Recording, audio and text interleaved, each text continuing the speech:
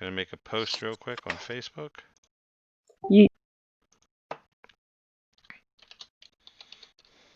Gotta get them views. I wish I knew how to make the lighting such that my face isn't just completely featureless white. I like having a featureless white face. I'm using my phone, so no I look camera like for the me today. moon. Actually, I don't. Finally, for once in my life, I'm not washed out by the light. I think I'm I actually have glowing. features. The Gondor have- calls for aid. Nope, that's worse. The beacons are lit.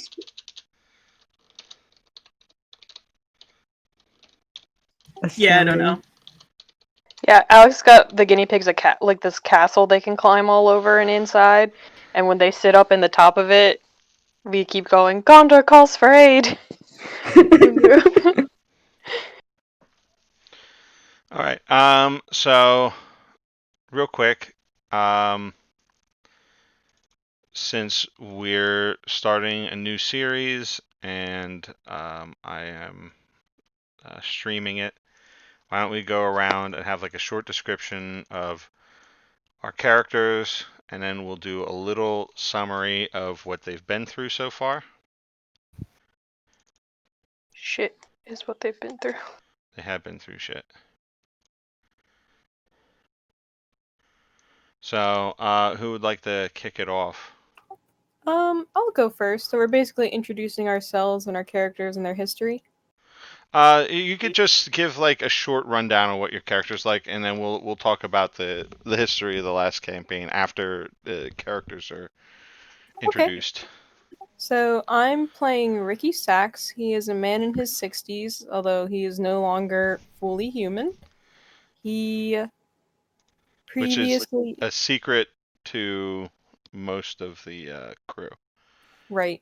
I don't know if we're going with Stars Without Number world building, where a lot of machinery and AI was illegal, but We're gonna go over that. We're gonna build the setting tonight.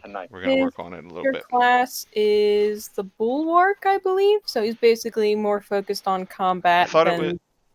Is that what it's called? I thought it was the Warhorse. Excuse me. It's okay. No pinky, but big punchy. Okay. Warhorse. I'll go next. Okay, go ahead. Hello, my name is Lily, and I'm going to be playing Wiz on this evening. Wiz is a 19-year-old stoner wizard. In this game, he will be, his class is the Tempest. So, like, space wizard. Yeah. He's a fun dude, and he's just a wizard. And he loves his sister and his little brother. Okay. I'll go next so we can go in age order of the siblings. Okay.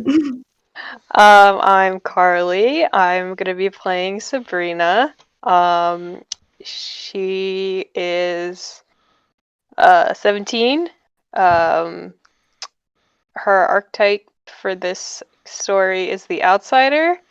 Because on Earth she was a werewolf, and in space she is now stuck between human and werewolf. She, on a similar note to Wiz, she loves her brothers very much, and she's trying to figure out this weird new form that she is stuck in. Okay. And I'm Joanna. I'm playing Dickinson Jones, Dickie to everyone who knows and likes him, and Dictionary to the kids at school. He is or if he's in trouble. 10-year-old, or if he's in trouble.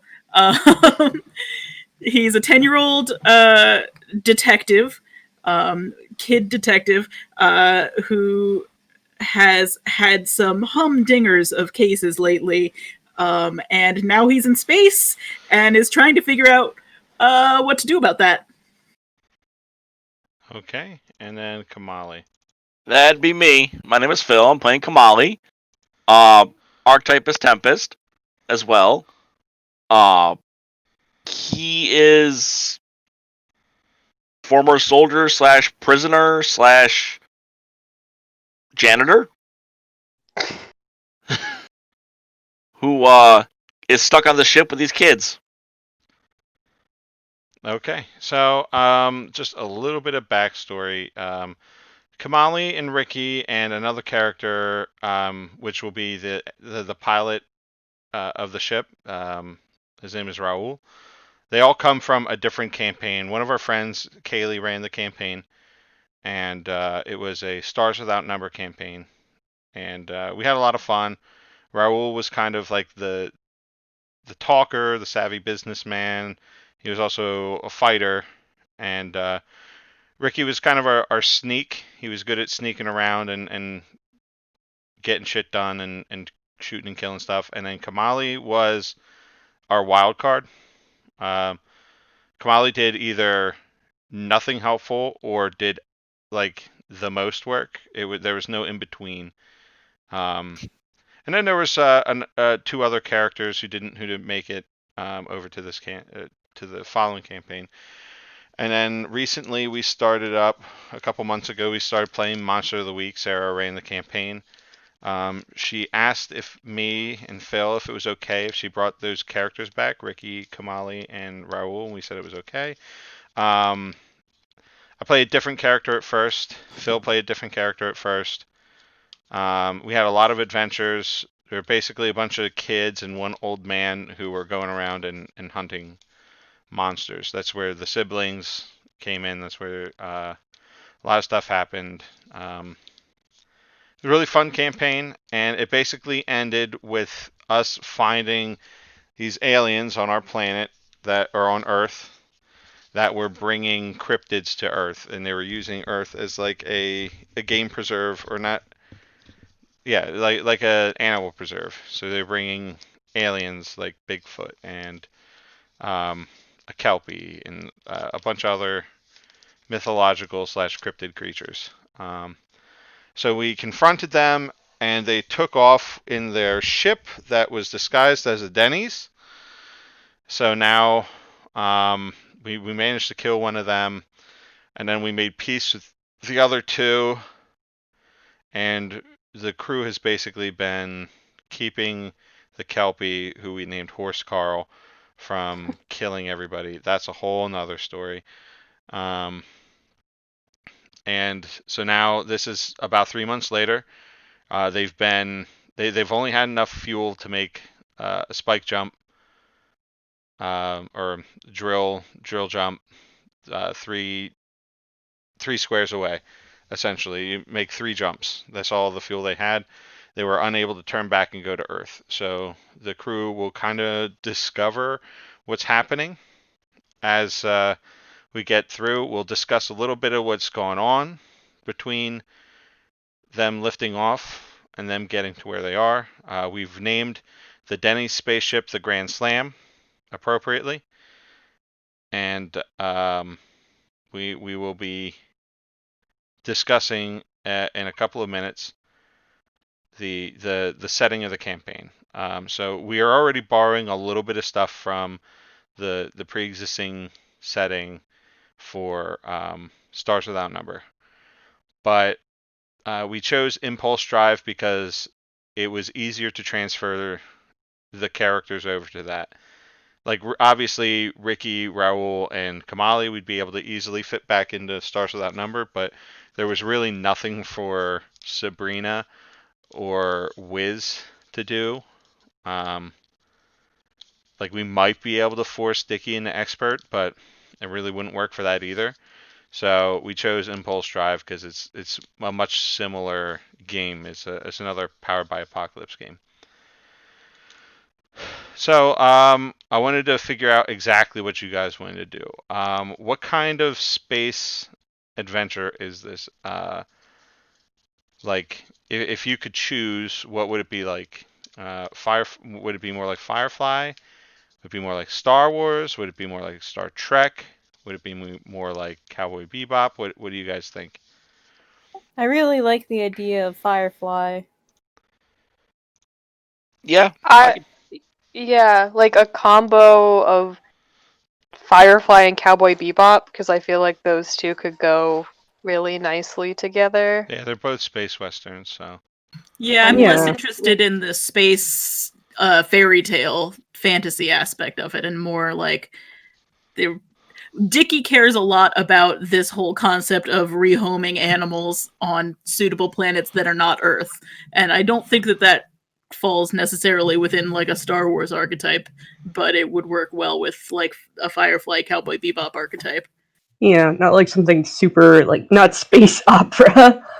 so Not like epic. yeah, so that's like a good point. Star Wars is really kind of an established like space system where everything already has somebody living there, and either the Republic or the Empire is in control, or it's Hut space and it's like owned by gangsters.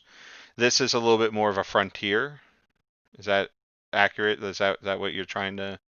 yeah. I mean, Yeah, I'm also Yeah. for like some places that are like nitty gritty, gross, dirty cities, There's like definitely going in to be Cowboy Bebop. occupied. There's going to be occupied worlds for sure. But yeah, it sounds like Joanna wants a little bit of room for a frontier. Yes, I think a, I am all for that. Like a happy marriage between Firefly and Cowboy Bebop. I just feel Yeah. like that would make more sense for continuity between the two different stories that like the first story carry smoothly into this one. Okay. Yeah. Yeah, that makes sense to me. The only thing that um, those two shows don't have is aliens, which we clearly do have here. So we'll borrow some aliens from some other things. So I think we lean a little bit into. I'm trying to think of a good show or movie that's got a lot of aliens that isn't Star Wars, because Star Wars and Star Trek Vol- have plenty of uh, aliens, but I know some hella obscure ones that I still Voltron had a recommend lot of people watch. aliens. Yeah, Voltron's good. I'm not super familiar with Voltron, but um, okay. I So think space western.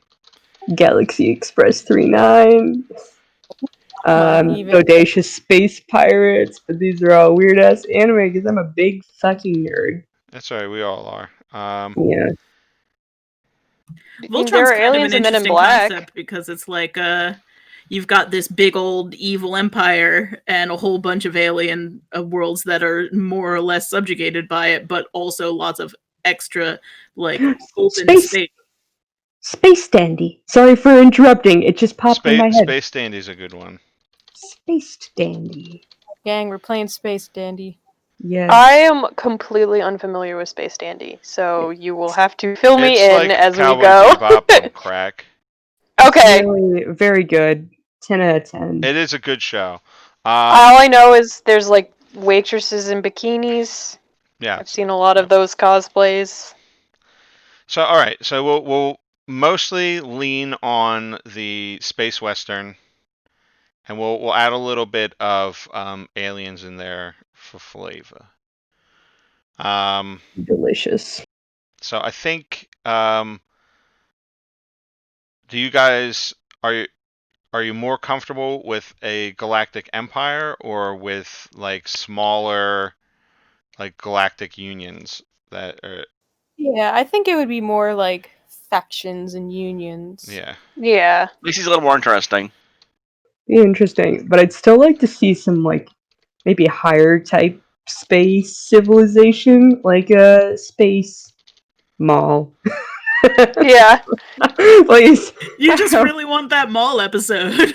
So so what I I'm thinking do. is like it's almost like colonial space times where most of the aliens and different races are reaching the stars at around the same time, and it's like a mad grab for land. Um, so that's what we're dealing with. So right now you guys are, we'll call it human space. Cool. So we're just gonna play it like, and we can come up with this later. Or we can figure this out now. Is either at one point in time, Earth was able to reach the stars before modern day, and then all that technology was like in Stars Without Number, they came from Earth, Idea. and then the psychic scream happened, and they lost all knowledge of Earth. And I have an idea. Go ahead. Atlantis. It didn't go under the sea. It went to That live space. in the humans Oh. in space are descendants from Atlantis. Oh, Oh yes, yes. I'm here for it. They went to space instead of underwater. Yes. Yes, good.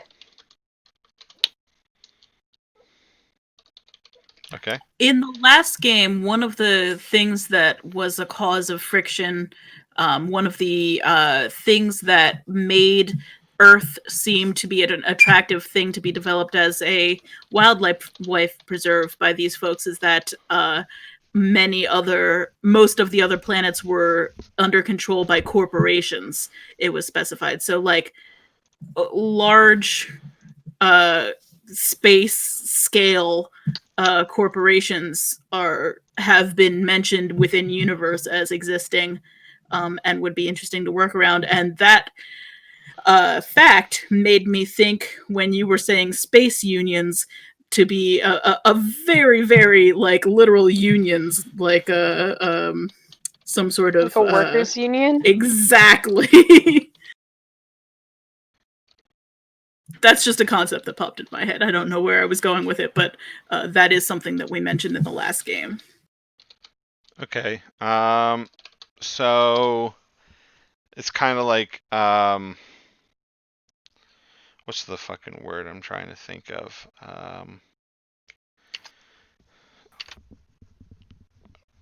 It's not corporation, but there's another word.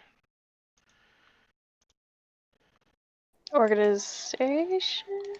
I mean, in the Murderbot series, it has a real name, but that's just what it's called.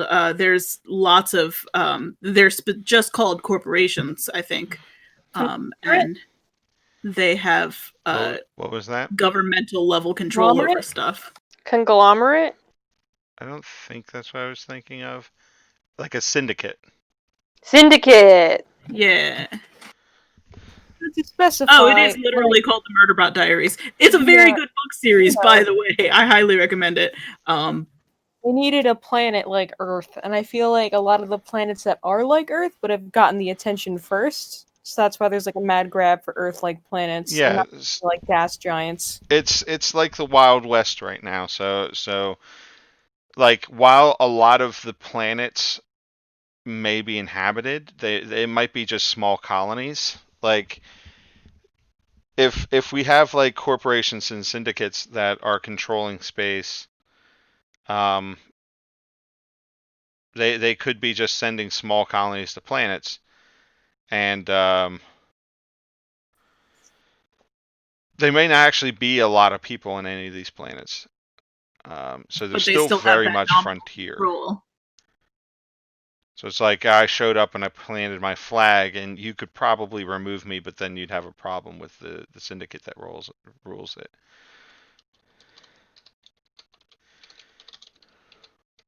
I'm going to say that syndicates rule human space. I mean, as far as antagonists go, fighting capitalism is a pretty appealing concept at this point. Just Yeah, so human space is a capitalism, is capitalist. And controlled by syndicates. So, like, yeah, and then we'll say that there are a few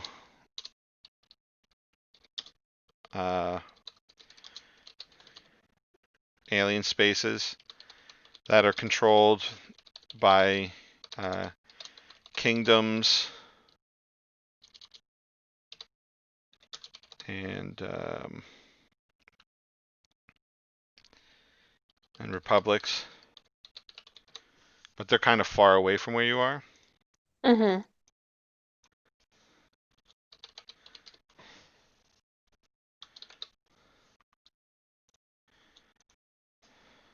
And then there are a few rogue systems.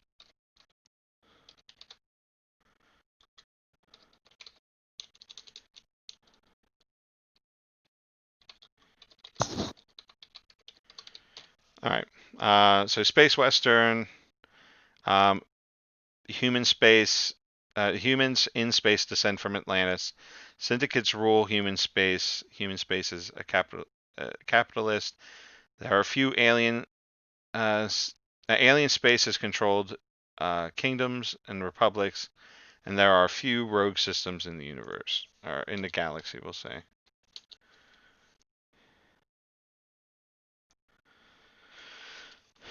So the way that what I'm thinking is, we had already established that there is no faster than light communication. Right. So, in order to communicate with other systems, basically, spaceships are they pick up messages, they're like encrypted messages in whatever system they're in, and then the next system they go to, those messages are picked up by like a relay satellite, and then that distributes like basically everybody's mail. Okay. So it's kind of like word of mouth. So like basically any time that you pull into a system, you'll be traveling for like a couple months in spike space or drill space, whatever we want to call it. And then you'll arrive in a system, and then you'll immediately get bombarded with like news and things of that nature, and that's how information travels. Cool. Everybody's okay with that? Yeah. Yeah. Yeah, I like it. That's left over from Stars Without Numbers. I liked it in that system. I like it in this one.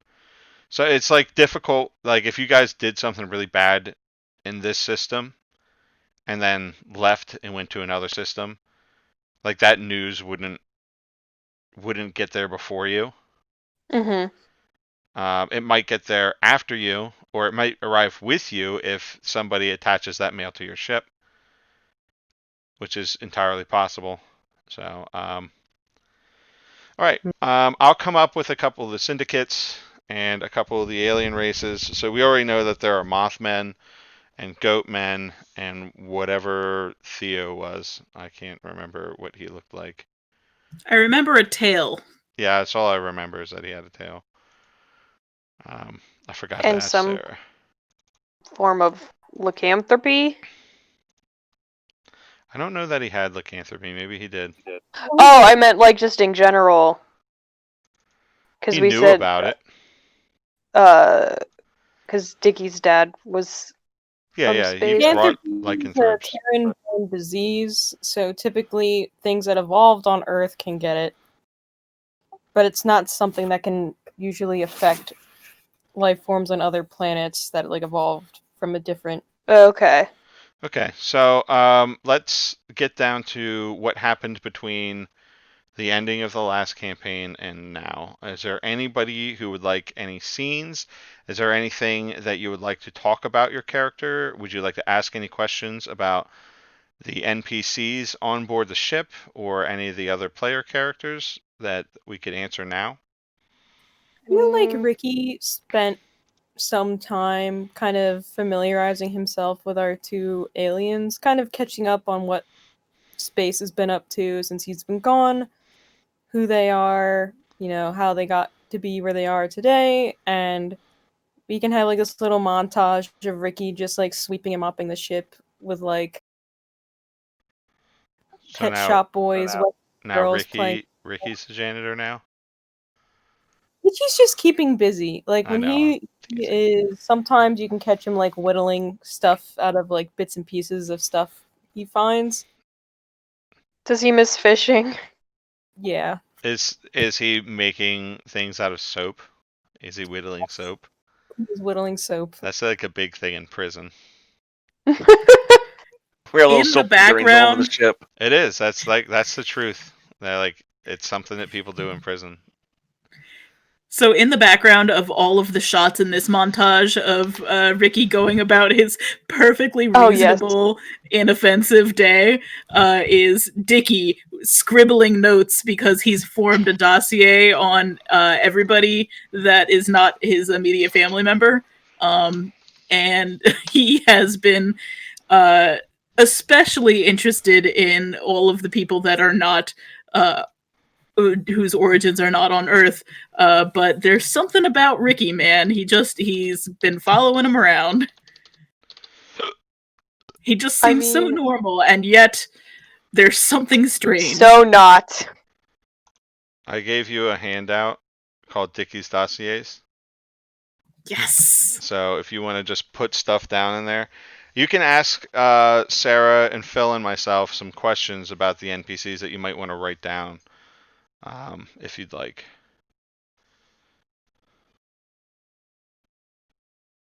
I mean, You don't have to do that right now. If you'd like to do that now, we can do that.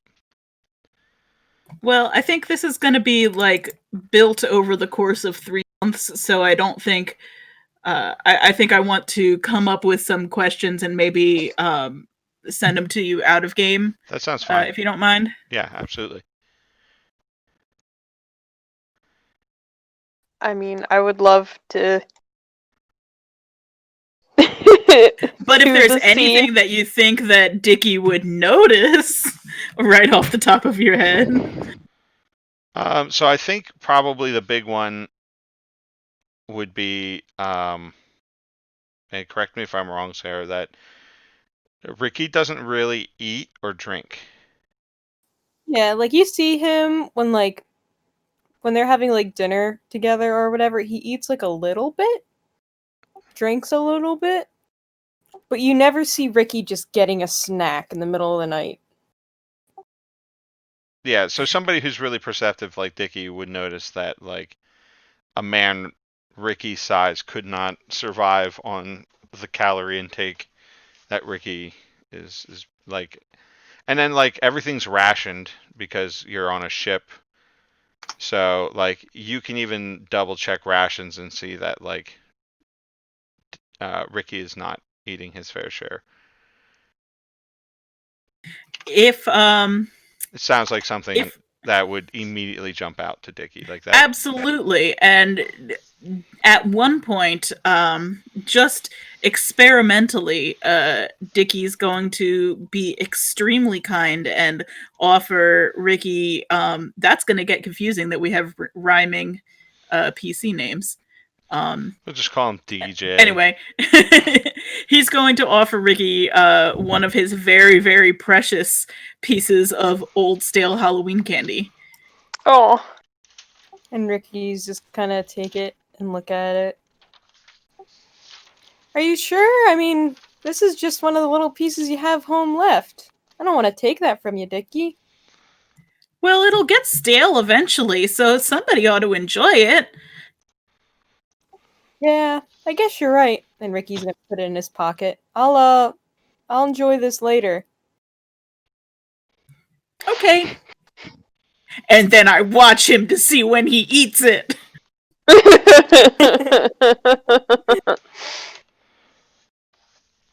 Probably eats it at like after dinner at some point when he's like sweeping. Like you see him like reach into his pocket, look surprised, and like take out the candy and be like, "Oh yeah, let me eat this." Does Ricky make sure that Dickie sees him eat it? Let's see. Would Ricky notice? Let me. This isn't for stat growing, but let me roll a. I guess this would be a calculating. I don't know. We have moves. You don't have to roll just straight, whatever. Sorry, I accidentally hit the wrong button and then Um, exited out of the game. Does make sure Dickie sees him eat it if Dickie's not being secretive about seeing when he'll eat it. But it's not in the look, I'm not a robot way. It's like, look, I'm enjoying this gift you gave me kind of way. So he just Okay, like, okay. thanks, Dickie. Does Ricky poop? Who knows? Who No, knows? he's a fucking android. He doesn't poop. What's might- the bathroom situation on this No. shit? So I think Brush there's his- probably one bathroom that actually works. Like the Dickies, or the Denny's bathrooms don't actually do anything. Oh my god, are there no showers? Oh no, we're all gonna be so smelly. I mean, No. Not Ricky. they probably Ricky. have like It's like a foam.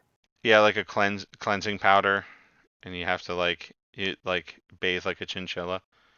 And, like, androids can still get dirty. Like, he's still touching stuff and wearing his clothes. But he's not smelly. He doesn't have like No. BO. I mean, neither does Raoul, but that's just because Raoul's like super fucking hygienic. Yeah. Kamali is not. Stinky man. He's not stinky, man. but he's not like super hygienic. I mean, I feel like Wiz is on that same wavelength. No, because as well. Sabrina would not. Sabrina would give Wiz a hard time. You're right. He is still a teenage boy, so you gotta A try. shower every You couple have- of days is fine. You have I to feel like set a good example for Dickie. Set a good example for your brother. What's up, I Giant am. Rancher? I feel like Sabrina's sense of smell would also Oh my god, yeah. I would honestly, like, if that was a thing that people would be okay with, I would love to do, like, a super short scene of her realizing, like, she's stuck this Yeah. way. I'm not sure how that would work, but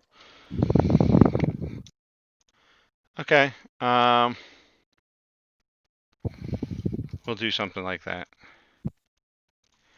All right. So I think a couple days in this space, and you start slowly transforming. Like usually your transformations take a long time, or they take a short amount of time. But this is over like the course of a few days. Like you notice like your arms are getting hairier. Maybe like your limbs are growing a little bit. It's pretty painful. It's not as painful as when like your bones break and snap into place. yeah. It's like you're rapidly growing. Yeah, I picture her getting, like, at least a good 2 to 3 heads taller. Yeah. Wiz isn't gonna say anything. He's a polite brother, but then it's gonna like really edge into you're a fucking wolf, and then Dickie's not polite at all, so he actually will say something. I think, yeah, she, like, for a hot second when she realized what's happening, I think she's, like, trying to, like, hide her ears and her hair and, like, keep her tail tucked in down, like, the back of her shorts leg or something. Like, no, nothing's weird is happening. Where everything's fine. Sabrina, you're really hairy. Like you Dickie, that's really rude. No, but it's That's true rude. though. That's rude! You don't just talk to people about their body hair. It's a sudden change, and all of the medical texts say that when things happen extremely quickly and suddenly, that's a thing that you should be concerned about. When things happen very gradually over a long period of time, that's different. But this is a sudden change.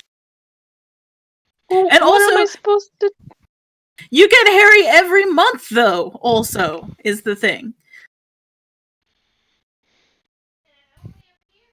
How mean... many days? Dickie would be keeping track of how many days they've been at space and forming like a calendar. So, like, how long has it been since they've been in space at this point? It's been a few days. Like it started a few days in. And she just transformed just before we left, I think. Yeah. Yeah. oh no, It's too soon. You get Harry every month, but it's too soon for that this time. I've been counting, and I mean, I know we're not near the moon on Earth anymore, but Dickie, something weird's happening. it's just one brother. It's just woman stuff. You don't This is ask not about woman what. stuff. It's not. I think it's werewolf stuff though, Wiz. Not Is it both at the same time?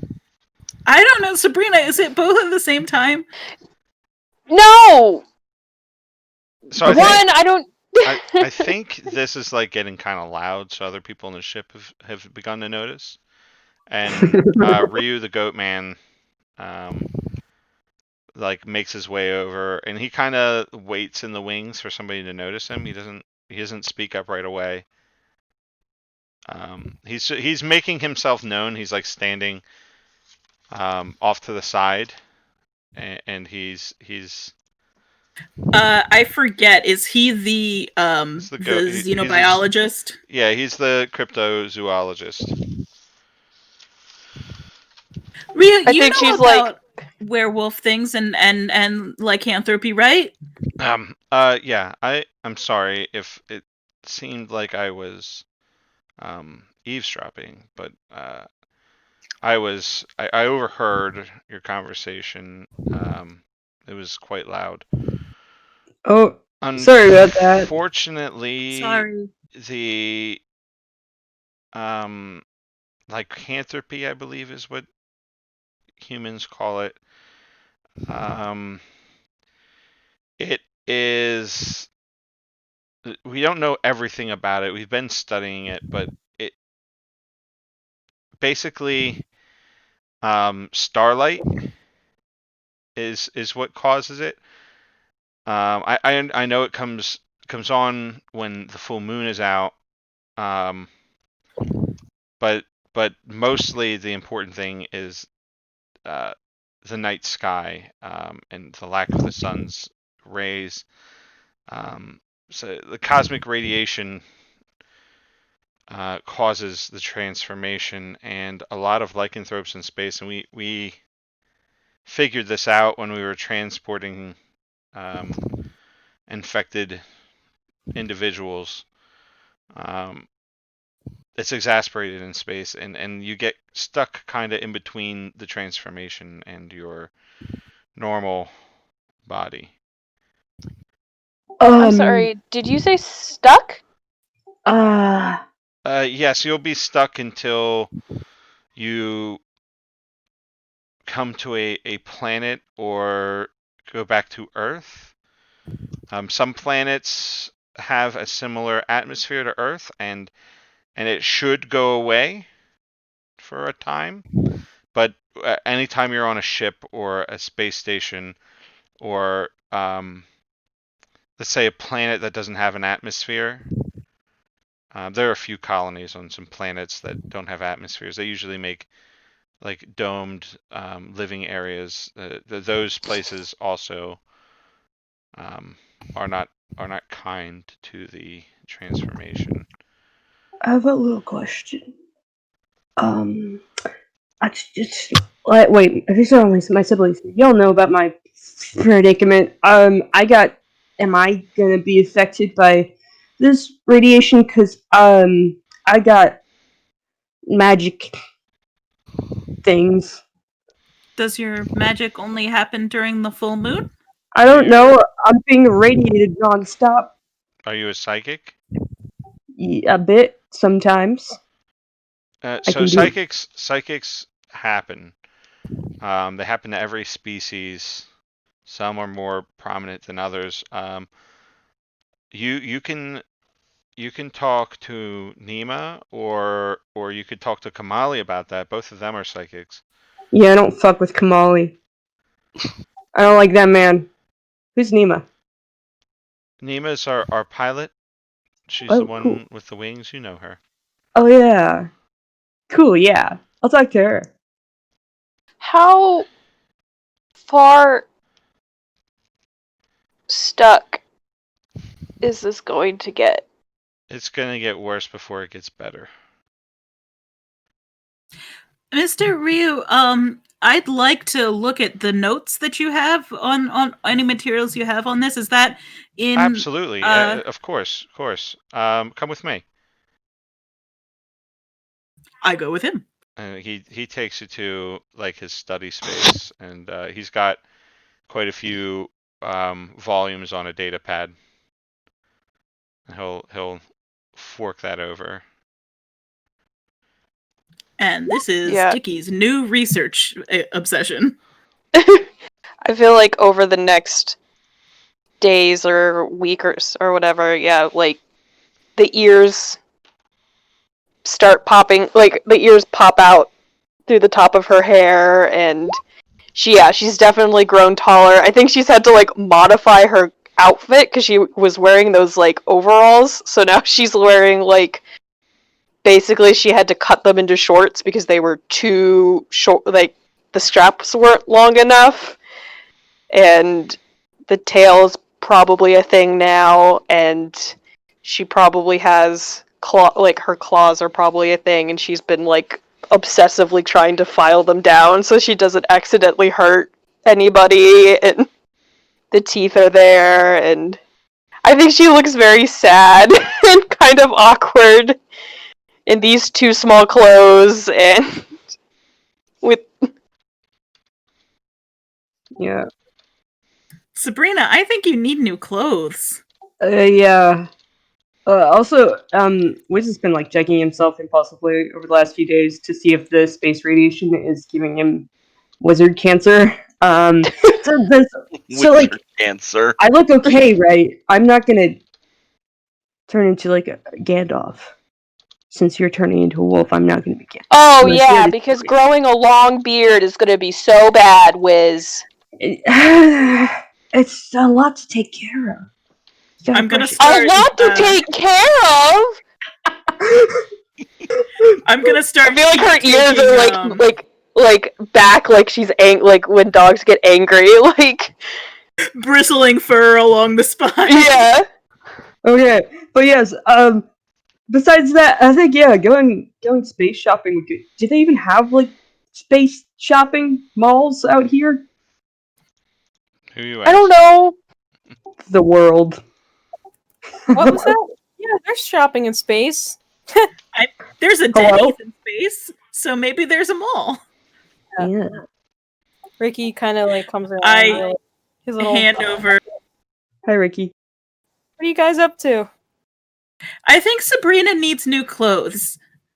I feel like she's basically like wrapped in a bed sheet over her too small clothes now. I definitely gave her one of the emergency blankets that I Right. brought to see if she could make it into like a poncho or I something. think Ryu can give you some of Theo's clothes, and they would fit. Mm-hmm. And like he's a little sniffly about it. He's like, Ryu won't be needing these, so I think they'll fit you. He even had a tail, so there's even room for that when that grows. Thanks. Yeah. Was just wearing a Denny's uniform. All I can really. I don't know. You know, I'm a pretty big guy, but I think even my clothes won't fit you either. So I guess this is gonna have to do for now. Anything's better than shorts and a now crop top in space. It's cold. You look like a horror monster.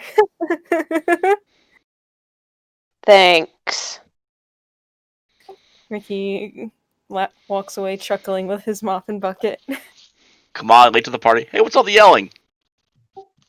I don't know. Before Nothing. you stands a half werewolf teenager. Mr. Kamali, do you know if there's some place that we can buy or get new clothes? Not here. Well, Just 'cause- duh. It's gonna be like a couple months at the very least, a few months that we're out here, and we only have what we're wearing, and that's gonna not work. Yeah, it is a little ripe, isn't it? The Denny's uniform looks like ass. I look like a dweeb. I'd like clothes that actually fit. Have you tried talking to our pilot? No, See if they can pull over someplace. that's a good idea. Just pull the spaceship over. I mean, You're gonna drive through. it's the best idea I've got. I don't know the sector of space, so It's such a fucking Kamali idea too. I don't know the sector of space, so I'm lost. Space rest stop. I don't know jack shit about space or space culture, so I'm lost-er than you. Maybe we can find a space pilot. I don't know. Space. That's what I actually suggest. Talk to her and see if we can find some place to get you some clothing that fits. I'll go talk to her. I think it'd make the most impact if you did it. Yeah. I'll come with you. I'll come with you too. Thanks, Hey, Wiz. guys. Yeah. Do you I think it would be a good idea if I started taking like measurements and records of our vital signs while we're in space, because then like I can keep an eye on whether the space is having any effect on us. So like it's obviously having an effect on Sabrina, but if you're curious about whether it's having a like I can take measurements about like our physical bodies and stuff, but what kind of things would we test about your magic stuff? You know, you're like one of the few people that I would actually trust to do this, and you're my little brother. So yeah, sure. I'll like keep track of my weird wizard dreams and whatnot. Keep you updated on if the wizard does anything funny. We should say, like, if there's a simple task that you know 100% that you can do very easily, I think we should, and also without like disrupting lots of things, we should see if there's a way to create some kind of test or experiment around that to measure how effective or what the qualities of that task are. Like, if you know that you can can you read people's minds? Yeah. Like if you know that you can read people's minds at a certain distance and we can measure that distance maybe or something like Yeah. that. To be Something honest, I haven't really tried my mind reading shit up here yet, so I haven't really tried much magic because I'm kind of afraid that if I do, the space wizard cancer will get worse.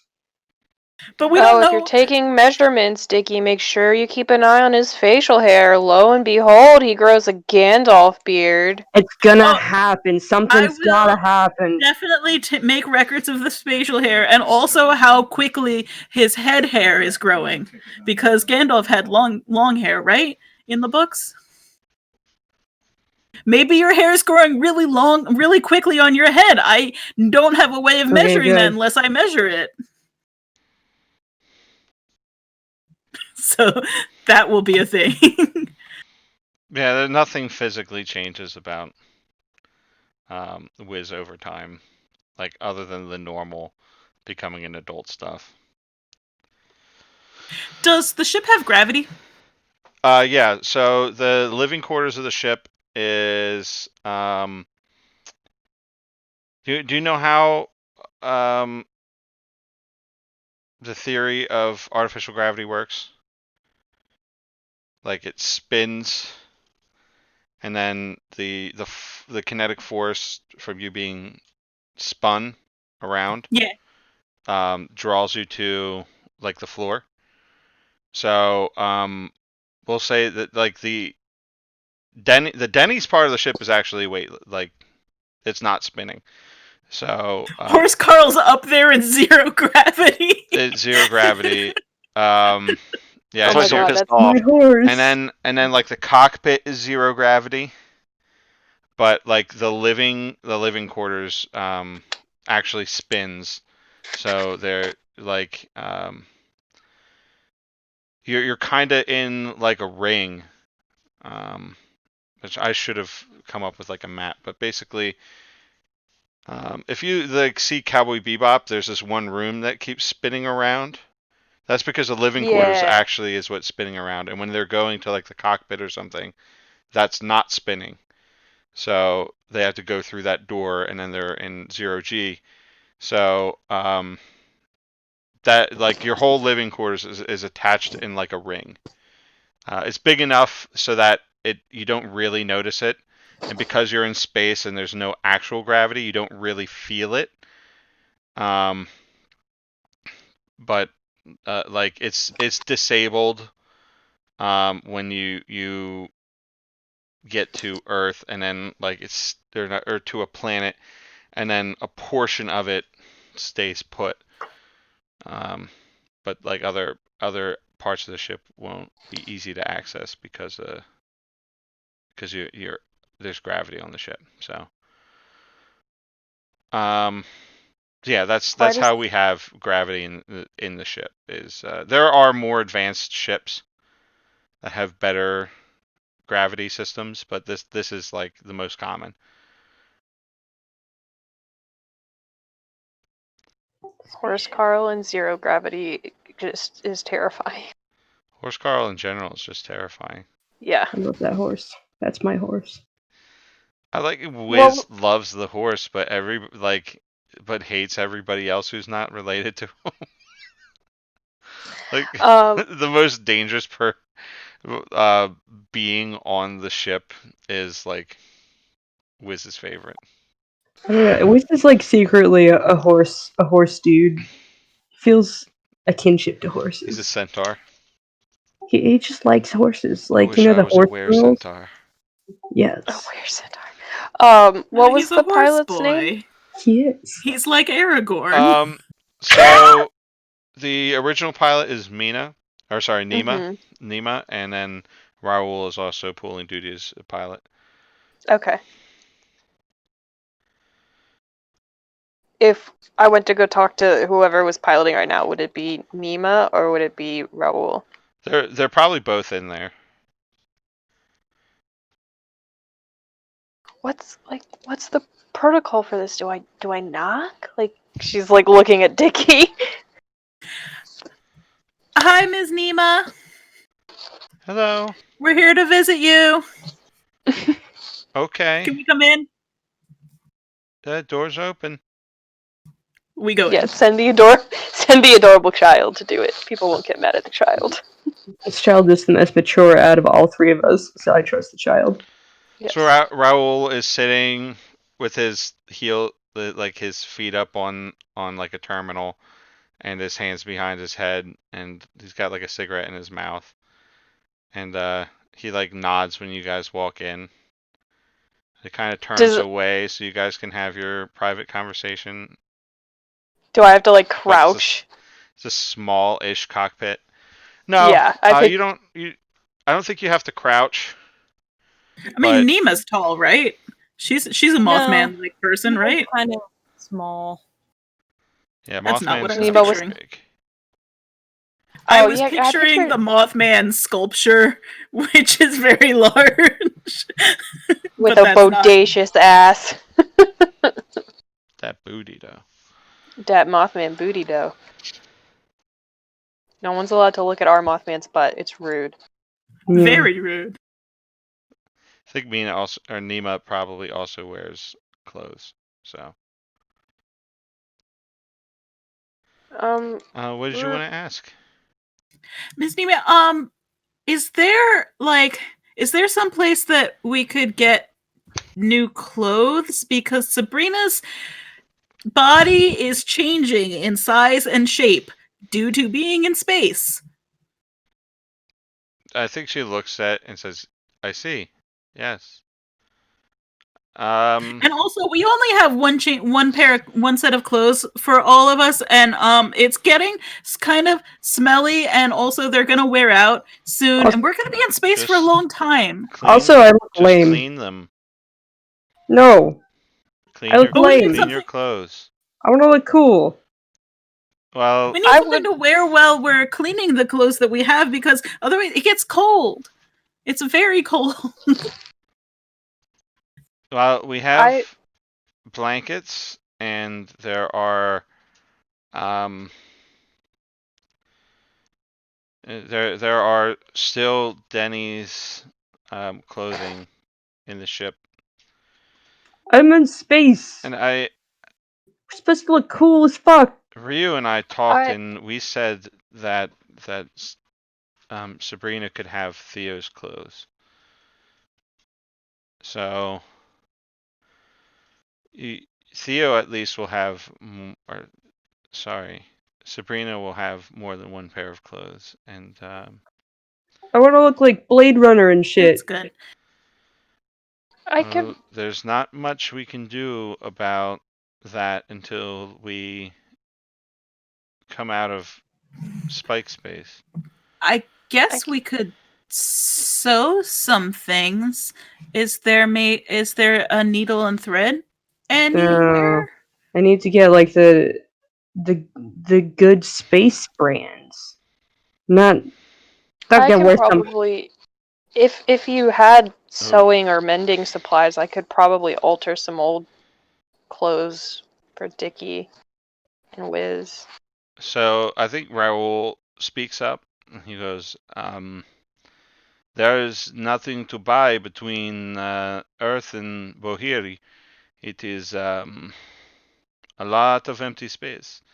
Your Earth is on the backwater of the galaxy. It's very outer rim. Nothing in between. I was actually curious about that. Are there any like star maps or like navigation charts that I can look at? Because I don't know. I'm curious where we are in space in relation to everything else. You keep saying that we're not near anything, but I mean, that doesn't tell me like where we are though, and I'm curious. Yes, we are still in the same galaxy. I believe you call it the Milky Way. Yeah, that's what we call it. Yes, we are still in the Milky Way, and the closest inhabited star system is approximately 400 light years from yours. And in Spike space, that equals out to about 3 months of travel. Where's that one? Is there a map? Can I see? We have star charts here on the bridge, but I would. I don't think now is a good time to tamper with them. They are interactive with the ship. And So looking at them could change where we're going? Not necessarily, but if you made a mistake, you could accidentally change course, which could be disastrous. We have just enough food to get to where we're going. We have just enough life support to get to where we're going, and unfortunately, Could we? I mean, I don't need to be the one who's actually looking at the things. Could we schedule a time where you could show me things? That way you're doing it and you wouldn't make a mistake and I wouldn't touch it. Raoul looks over at Anima, and Anima says, under supervision, I suppose that would be okay. Thank you. You're welcome. Are there any, like, do you guys have any spare old clothes that you don't use I could alter for my brothers? I'm in the same boat as you, so I have nothing.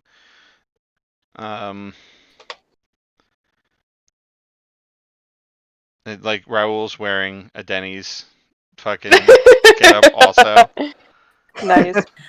Actually, it occurs to me that I did mention before we left on our big excursion that I was packing everything that I could possibly think of that could be useful into my backpack. Could I roll something to see if a mending kit or something was along those? I don't think Was you need to thrown in roll there? to say that you have a sewing kit. It sounds like something that Dickie would have on him. Okay, so at that point, I get really excited and go, "Oh, I just remembered!" And I pull the backpack off that I've been carrying around, I guess, this entire time, and start rifling I through just it. And I produce yeah, this Dickie little just never takes emergency his repair backpack kit. off. Yeah, that seems in character. And What does it's one of those chintzy little repair kits that are intended for like someone to have in their desk at an office. So it's like oh, if their a, button a falls few off? a few strands Okay. of thread, not a I would like to move spool, the not plot a needle. forward and stop having scenes that go nowhere. Like they're cute and fun, but we're I not gonna agree. get anywhere if we keep on doing this. This is like 3 months of Roger that. Dickie sewing clothes. So yeah, you're able to mend and alter some of the clothes on the ship. I would like to just establish that I make some really shoddily, uh, crudely made like little patches as gifts for everyone on the ship. Okay. So I think you get to the system right around the third month. Like you can see in some of the windows that like Spike Space kind of looks a lot like hyperspace does in Star Wars. Mhm. And then when you leave Spike Space, it looks like normal space. So everybody can look outside and see that you're no longer in Spike Space. Um, so Raoul Oh, we've made it. comes out of the cockpit and he comes to speak to you guys and he says, "We are in system. It will take a few days to get to the planet. Um, without Spike Space, we don't move as fast. So we are a few thousand miles away from Bohiri, which is the planet here. What's Bohiri like? From what the map tells me, Bohiri is a tech level 3 planet. But there is the Bohiri Relay Station, which is a tech level 4 space station orbiting Bohiri. It is owned by one of the syndicates.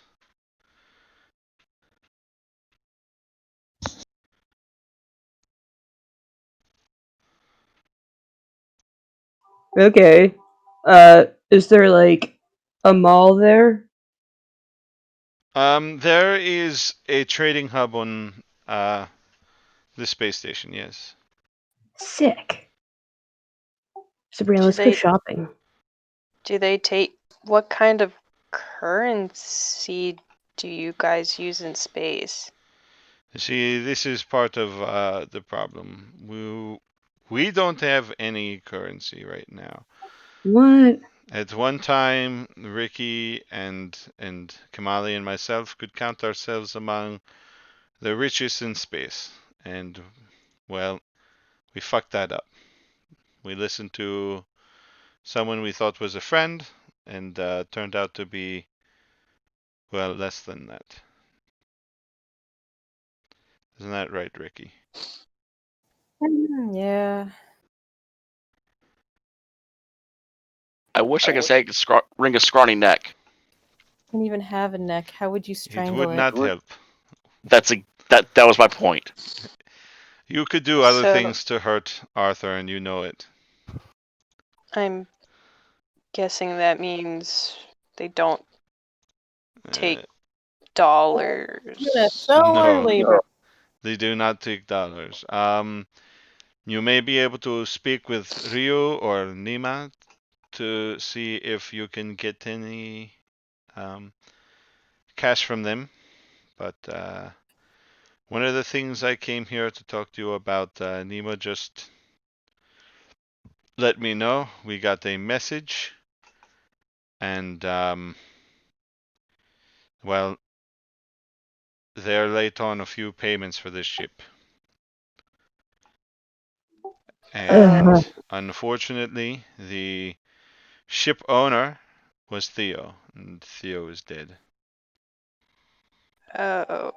So they are now required to stop at the relay station and do a lot of paperwork to come up with, well, to make sure that they can retain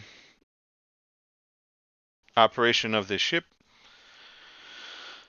They will have to pay a lot of money to keep it, or it will be seized and we will be stuck here. It sounds like the DMV. Ew. It's a lot less like the DMV and a lot more like predatory loans, because that's what it is. Oh, I meant like having to sit somewhere and do tons of paperwork for your vehicle. Yes, but when the owner of a ship dies, you must move the deed over to a new owner. So, Kamali, Ricky, do Yep. either of you have any hidden bank accounts we could try to access? Well, let's see here. I mean, we're a good distance from Trome, but I could talk to my old gang friends back in the day. Maybe they can help us out. I mean, I did totally take the fall for them, which is why I ended up in prison. They owe me one. Dickie's furiously scribbling in his dossier. I'm about as broke as they come right now. But, Yes. I'm still pretty hale in my old age, so I wouldn't mind moving some boxes for some coin if someone needed it while we're at the station. Telling me that we got kidnapped by a bunch of space hobos? No. Lame. You see, human space, which is where we are now, is owned by syndicates and corporations. So unfortunately, it is very difficult to become a rogue captain. Almost everybody owes somebody money out here, and it's very common. We may have to start making payments on the ship in order to get it back. It may take a few days once we get to the space station before we can even leave. That's All right. alright. I mean, stranded in worse places, right? I mean, there was jail. And there was also the gravity well.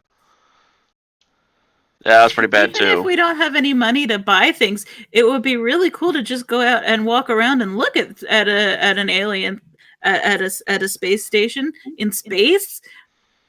You may also be able to make credits once you get there. I'm sure you could sign up for some kind of work. Oh, think about this. They haven't seen humans like this for God knows how long. What?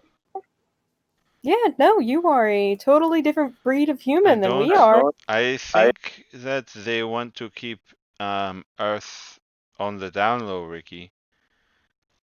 If I remember correctly, they don't want visitors there. No. Do we need to go incognito? Is this time for a disguise? They'll probably Okay. think she's an alien, so Sabrina, you're great. The two of you, I mean, you look human. Thank you.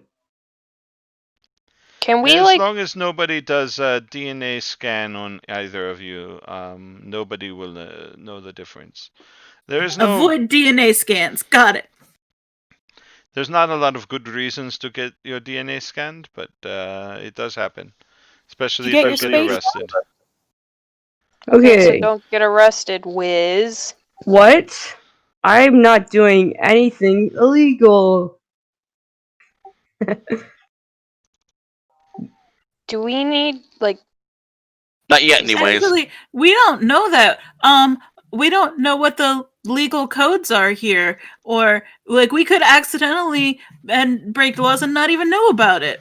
Well, That we could be are dangerous. we are in contact with the relay station, so you have access to all of the news and articles and knowledge that the space station.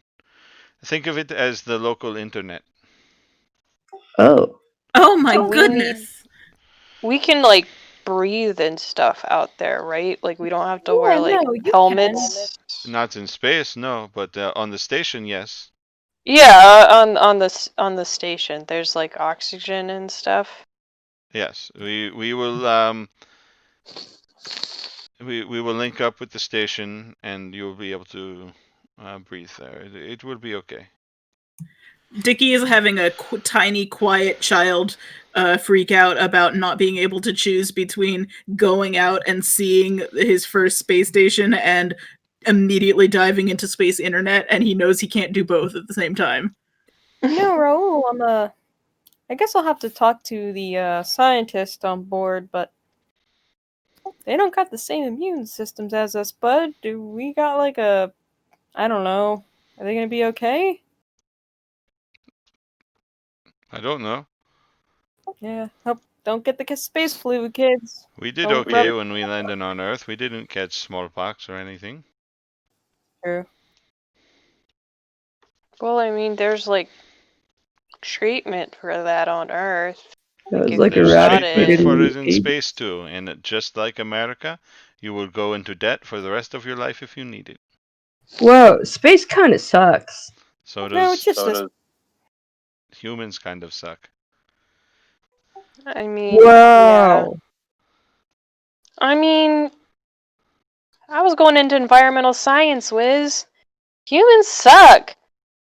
Okay, so lesson learned. Everybody sucks. I just want to go to the fucking space mall and pretend that something's kind of normal.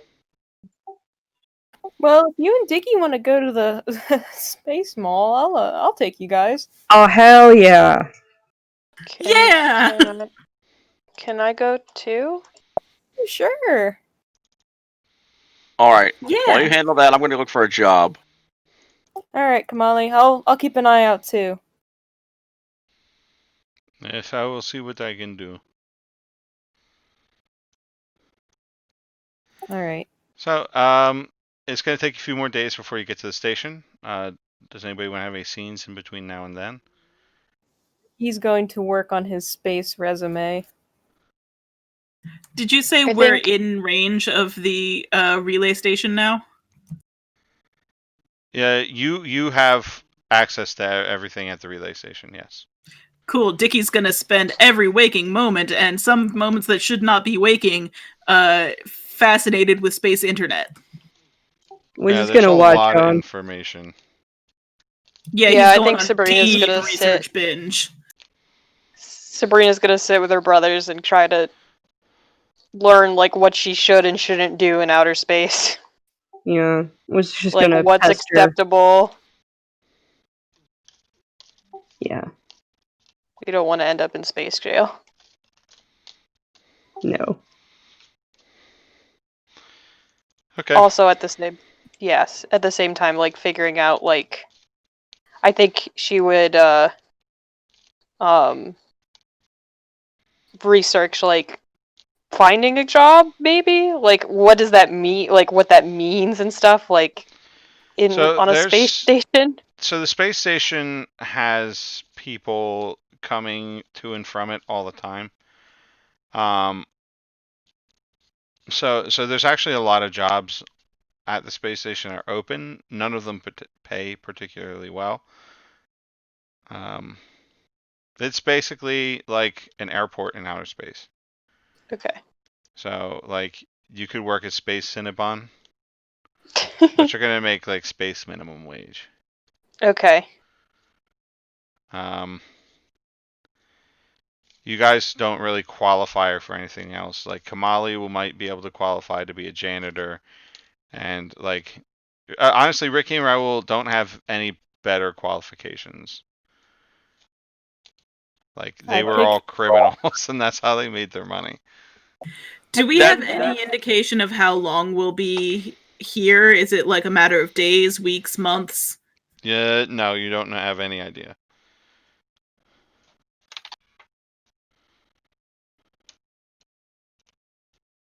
That's actually the kind of work Kamali's looking for. That's exactly Crime? what Raul's doing too. He's looking for a job. Crime. Are we doing? I'm not gonna say anything. I don't know anything, so I'm just gonna keep my mouth shut. Yeah, that was Ricky's out of going- game knowledge. So Yes, He's secrets. gonna try and keep his nose clean only because he's with the kids. Good boy, Ricky. No, that Ricky's doing the right thing. Just Shamali's just doing what he knows. Making sure we don't end up Find in out some sort of horrible crime. danger through ignorance is a pretty important job. I will distract them from my all friends right. doing. So there's a move in other moves called the crew's back in town. When you dock or land your ship somewhere for the first time or after being away for at least an episode, roll plus disposition for the faction that controls the territory. On a 10 plus, you dock without issue and everything seems clear. On a 7 to 9, your welcome isn't a warm one. Choose one. Do we all make that roll or just one person? I don't know. What's it under? It's other moves. Well, I don't have disposition. If I do, I just forgot to calculate it. Let me look it up. I'm looking it up right now.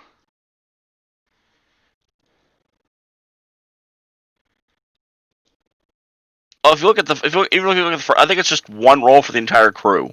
Yeah. Because trouble related to a hook calamity or recent indiscretion is caught up with the crew. So your disposition is like a crew thing. So when you complete a contract or an episode strain, mark 1 burn and the debt fuse. When the debt fuse is full, reduce your creditor's disposition by 1 and your creditor comes looking for you. Space Master will tell you one of the following. An example of a crew member. Okay. So your starting debt is 20 payments. Write this figure in your ship's payment panel. Describe your creditor and what makes them dangerous. Your creditor's disposition starts at neutral, 0. So you would be rolling plus 0.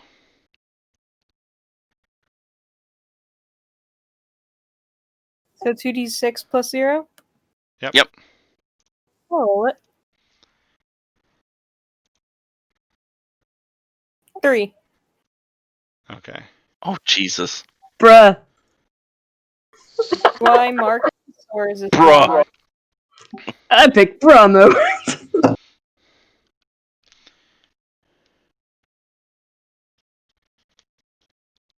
This is an advancement because this is like an everybody roll. Duh.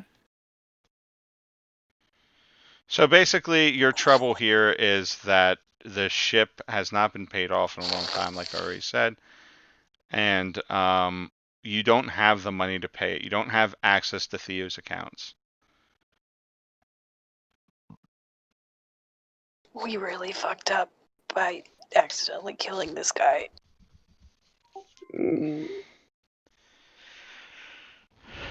So Caused a lot of problems. out of character, what do you guys want to do? Because my idea here was that that Ryu and Nima were going to basically sign the ship over to you guys or to the crew, and they were going to depart. Oh, what? Crime. Well, it's a small ship, and I don't want to play 3 NPCs on a ship. Right. Big mood. Yeah. That's yes. So if you guys are okay with that, then that's what they were going to do. They're basically going to hand their debt over to The 3 teenagers. No, they're going to hand it over to probably Raul or Ricky. Ricky will take this debt. Ricky knows what he wants to do. The Thank you, Ricky. horse is part of the deal. we're keeping the horse. Good. Yeah, I that also sounds don't fun. want to deal with the horse either. So Okay, yeah, the horse can go it's too. it's gonna be hard to justify having a man-eating horse on the ship, and how Oh, that doesn't totally. kill you guys on a regular basis. This is what Ricky wants to do with the horse. He wants to sell it to some gangers because it will easily dispose of bodies, and it's a pretty violent fucking animal. So if anybody tries to fuck with you in the vicinity of the horse, it's not that it's protecting you; it is just a fucking crazy creature. That was like Raoul's exact idea. So, like, Great minds think alike. yeah, criminal minds think alike. Yeah, Wiz was just gonna do some like petty shoplifting theft at Space Mall. You could do that. That's all. Cool. That's all he had in mind. All right. So, I think this is if you want, we can role play this. All right. So you guys get to the station. Raoul will take Ricky and Kamali aside. What's up, my man? What do you need? I What's have going on? been speaking to Nima and Ryu, and they want off this ship. I blame him. They don't want to take responsibility for the debt. We, however, can do this. They will sign it over to us. We will incur the debt, and we're going to have to make a big down payment. So I'm looking for a job for us to do, but it seems like we may be able to make a trade for a smaller spike drive, and we'll have a little bit of capital on top once we do this. Unfortunately, and then he looks around to see that nobody is paying attention, nobody outside of these three, and he says, "This means that we will not be able to spike back to Earth for some time. We will not be able to make the distance. If we get a Class 1 spike drive, we will only be able to go a third the distance it takes to go to Earth. So we would have to start making payments on the ship, and then later on upgrade back if we want to take the kids back." Let's be real with each other. I'm pretty sure the kids would rather have food and clothes now versus. That is not my issue. We will have no ship if we don't make this payment. Let's we don't got a lot, but you know what we do got? We got a horse we could sell. Or we have a horse we could use. No. We're getting rid of that fucking thing, Kamali. How do you propose we would use it? Well, alright, hear me on this one. We arranged to sell it to some gang, right? This is what we're doing, right? Yes, this is my idea too. But then we Kamali? feed the gang to the horse No. Okay, and take okay. all their stuff. Now this is where it becomes a bad plan. We do not want to start a war with a gang just yet. We don't have much stuff. Although I did find a weapons cache on the ship. That's where Horse Carl comes in. I don't think we can control that horse, Kamali. If we just promise to get more meat, I'm sure it'll be fine. Kamali, what if we get stuck in space with the horse? Oh no, we're leaving it here. I don't think this is a good idea, and I am not in favor of it. But if Ricky thinks it's a good idea, then I am outvoted. No, I don't. Listen. If something happens to us, those kids are fucked. And like I know we've done a lot of shit, but I kind of feel bad this time around. So I want to get these kids home, and getting in a ganger war now doesn't seem like the big bit. I agree. I do not want to put them in any undue danger. So this is the plan. I will arrange to sell the spike drive. You two take the kids on their shopping trip and keep your ears open for jobs. And hopefully, by the time you get back, we will have a new spike drive, and we will have possession of the ship, and the debt will be, well, the back debt will be paid off. Have one less mouth to feed, one less toothy, hungry mouth. Yes, if you can find a buyer for the horse, that would be excellent. Sounds good. Try not to involve the children if you can. Keep your eyes and ears out too, because we can't really go to the underbelly when we have the kids with us. No, I understand. I'll go round up the gang. Come on, come on. So I think while this conversation is going on, Nima and Ryu find the kids. And Hi, Ms. Nima. Hi, Mr. Ryu. Hello, children. I just wanted to speak to you before we departed. Departed? Yes, Ryu and I don't have the heart to carry on with this endeavor. Losing Theo, well, it was a lot. He owned the ship. He took care of the finances. He was the engineer of the ship, and well, quite honestly, the ship reminds us of him, and we don't think we can do it anymore. We're going to sign up as crew on the next ship out of the system. We want to leave the ship to you three and Kamali and Raul and Ricky. So you're not going to be traveling with us anymore? I'm afraid not. Okay. And you're not going to be putting any more wildlife on Earth anymore? We don't know.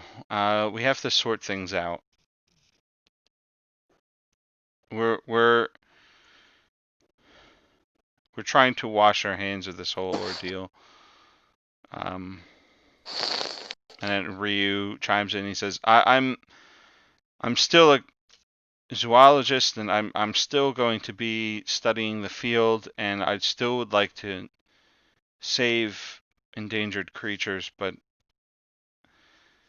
And I think that's really good. And I'd like to keep talking about that. Can we write to each other? I'm still learning how the space internet works, but maybe we could be pen pals. yes, if we can give you our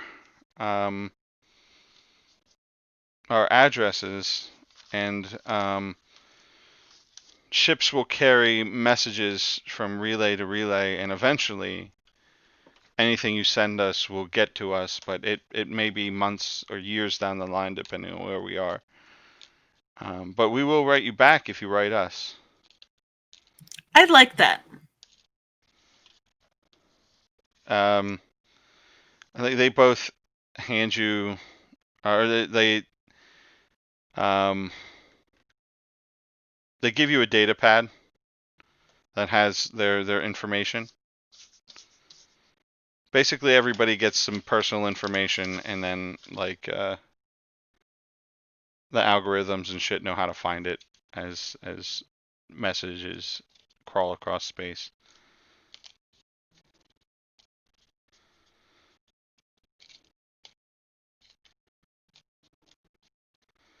And Nima says,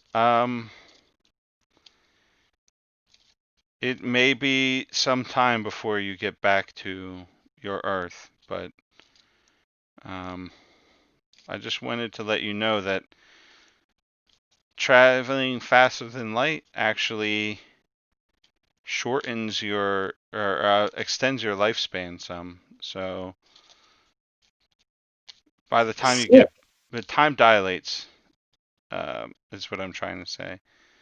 So You should still be teenagers by the time you get back to Earth. Time will have passed on Earth, of course, but you'll be yourselves still. Oh, that's kind of cool. Yeah. Yes, it's I think one of your Earth scientists spoke about it. Time is relative. Yeah. So, we're sorry for any trouble we may have caused you. And we don't hold Theo's death against you, but it's hard not to hold it against Raoul and Kamali. This is another part of the reason we want to leave. Well, thanks for, looking out for us these past few months. Yeah. I wish there was more we could do. I hug them both. Yeah, I think Sabrina's gonna give them both a hug. I think they're probably not comfortable with hugs, but they let you hug them. They don't really hug back. They're alien species. Sorry, it's a Earth thing. Yes, we are aware. We take no offense. Thank you. And like Ryu pulls out like a data chip out of his back pocket, and he hands it to Sabrina, and he says, "There's a few hundred credits on here. You may be able to get some clothes." Thanks. I really appreciate that. It's the least I can do. Sorry for bringing you on this crazy escapade.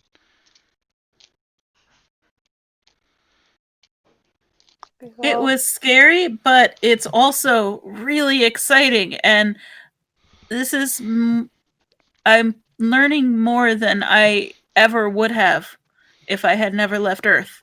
So thank you for bringing us. You're very welcome.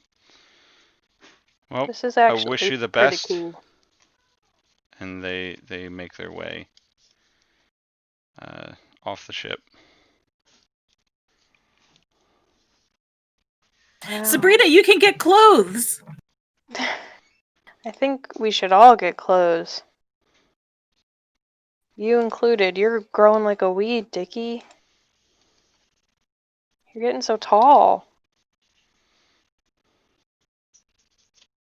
Yes, according to the measurements, I've grown probably 2 centimeters. But also my hair's gotten poofier, so I think that's probably part of it. I think she just like ruffles his hair. It's like, yeah, it seems a lot taller than 2 centimeters. Well, we should go find Ricky, right? You said he would go with us? Yeah. So eventually I will. He's gonna help keep us from committing crimes. Eventually Ricky will come down to come gather the children. Alright, kiddos. I'm 19. Yeah, yep. Ricky's old. Ricky, how do I use this? And she holds up the chip thing that Ryu gave her. Oh, that. You just plug it in. Okay.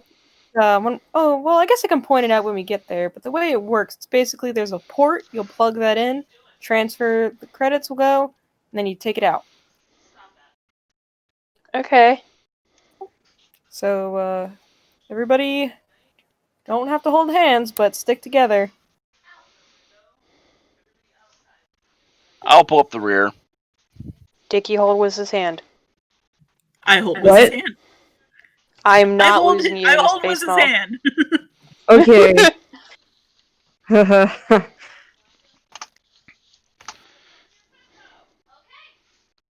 I'm gonna take the kids on a journey through space mall territory. Let me see here. Through time and space. Mm, Mighty Boo. I like that show. I love that show too. It is a good show.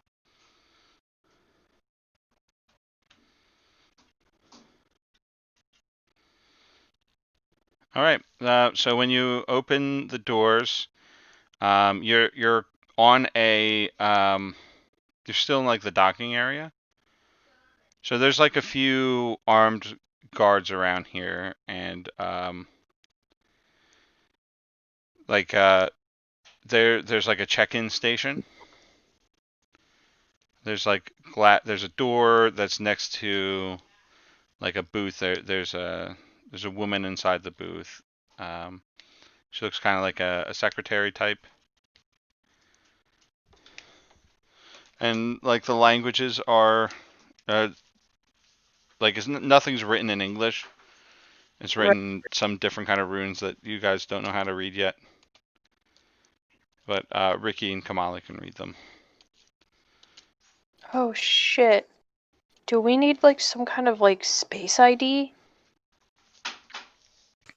Uh-huh.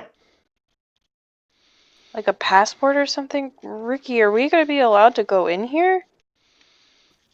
Yeah, I mean, we just have to state what ship we came on and everything.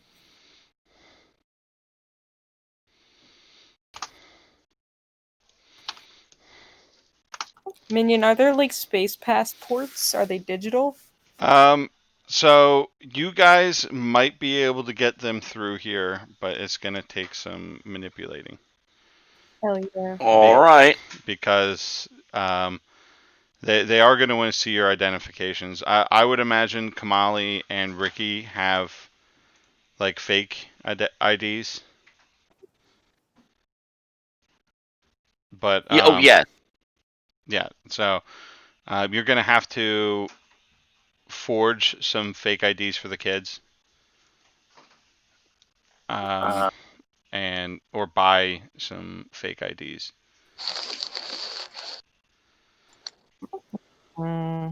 So, we can get in those, but it's going to take a little bit of legwork. Alright, Kamali, let's bang our heads together and see if we can figure this out. We're going to need to get them some IDs. So I'm not banging my head against yours. if you look into influence moves, there's intimidate and manipulate. So let's see. Who here has a slick above 0? A slick? So intimidate is volatile, and then manipulate is slick. Yeah. Kawhi's got a slick of 1. I got -1. I got -1 slick. I got 0. Oh, I have something that's called unsettling. When your unusual appearance or behavior confuses or disturbs someone, you or a crew member has advantage going forward. Alright, Okay, Sabrina. so you could give advantage to Kamali. Yeah, I want to give advantage to whoever's rolling. So I guess I have to roll that though. To see? let's see. What's it called again? It's my archetype move. It's called unsettling.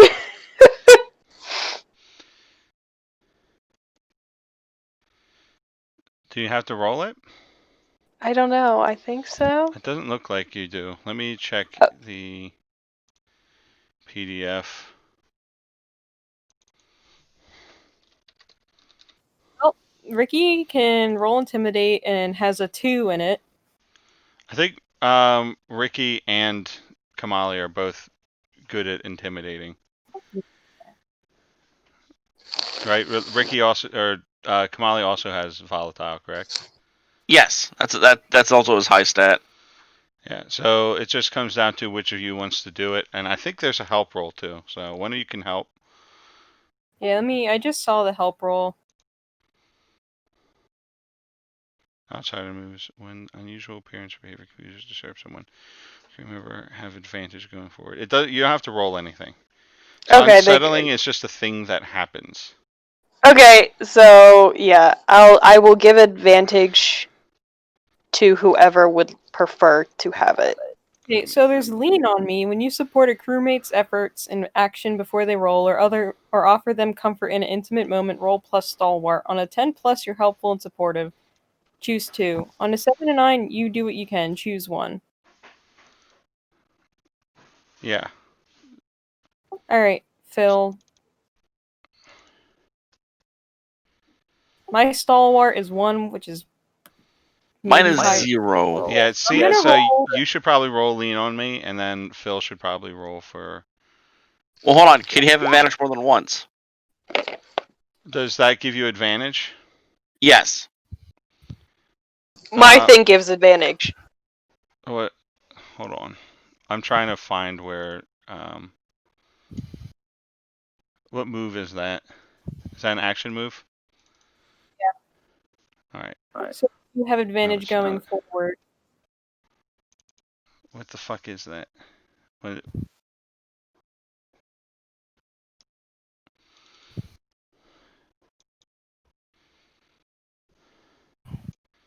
So where's that move at? It's under action moves at the Page bottom. 24. There it is. Okay. To help them, they have advantage going forwards. Your support brings some relief. They may clear one stress. You aren't pushed to your limits or exposed to danger or complication for your efforts. So it gives other things other than advantage. So on a 9, you could choose one of those things. Okay. Well, I don't think Kamali has any stress beyond his usual stress. And push to limits or exposed to danger complications for your efforts. Could that mean like we won't get in trouble, or is that like Yeah, I Ricky's? think that helps if Kamali fails. Okay, so I will put that forward. And then I will give advantage with unsettling. All right, and then I'm intimidating. Yes. Is that advantage? Going Sorry, I to- wanted. Yes, it's advantage. Yes. Going to turn and look at Dickie. Dickie, you ever hear the phrase "do what I say, not what I do"? Yes, people usually say that before they do something that is dangerous or against the rules. Okay, now I want you to be very, very quiet. Don't say anything. Kamali, Yep. I'll keep it. All right, roll it. Come on. Yay!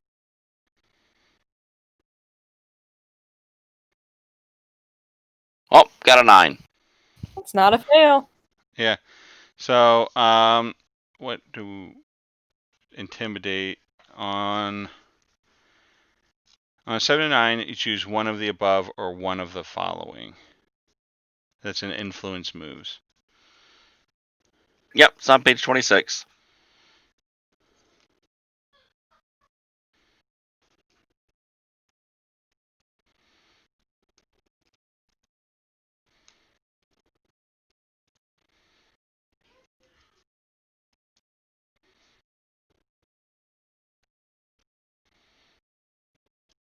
So what are you choosing?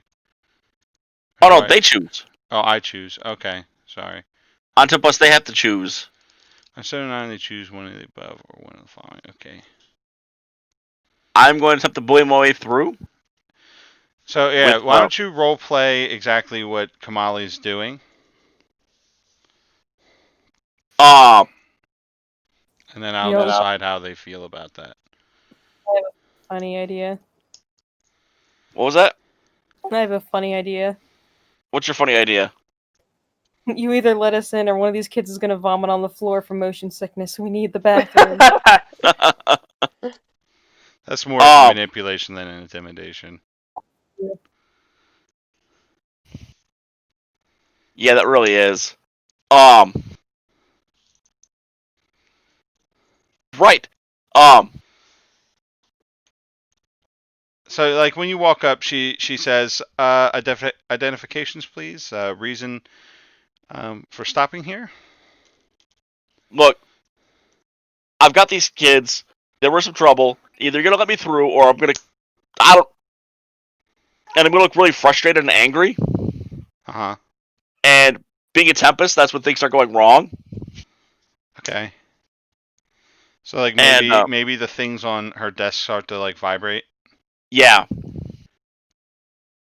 Okay. So I think they've been bothering me this whole trip. I need to get them. Our refresher broke. I need to get them to a bathroom. so. Either I get think out of my way or. I think yeah, her reaction is to get out of your way. So she presses the button and it goes meh, and the light on the door flashes so that like you can open it now. All right, open the door. Usher the kids. Come on, kids. And Me. she's like specifically staring at Sabrina and like visibly upset by this whole interaction. So like her brow is sweating. She's wiping sweat. Oh my god, what was that? What? Kamali. What? She's got a skin We- condition. Leave her alone. No, she's talking about the situation. She wasn't talking about Oh. the person. I thought He you were talking about like- Sabrina. No, she Yeah, says I this, feel like as, she's like, like as you guys get out of like range, she's just like, "Oh my god, what happened? That was so scary." I'm gonna kind of like gently push Dickie along before he can open up his fucking mouth. Shh. All right, kids. I could be Good quiet job. when I need to be. I really like that Ricky's way of helping was to ask, was to tell Dickie not to say anything. It was like really on brand. All right, everybody, we made it into the space mall. Good job, Sabrina. Good job, Dickie. Good job, Wiz. Thanks.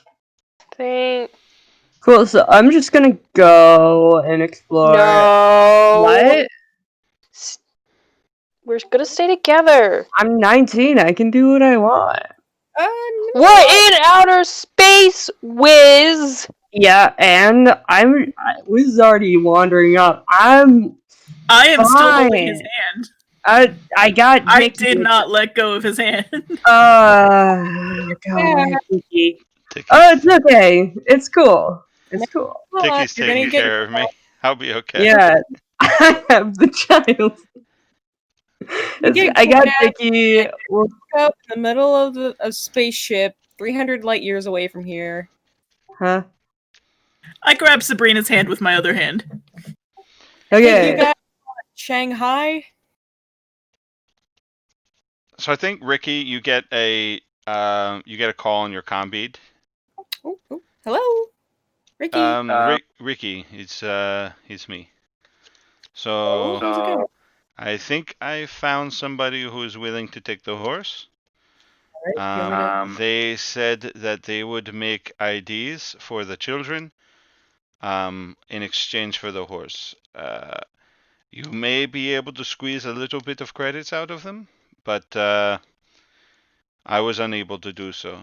So if you would like to meet up with them, I am going to send you their location, and I am going to try to prepare the horse for transfer.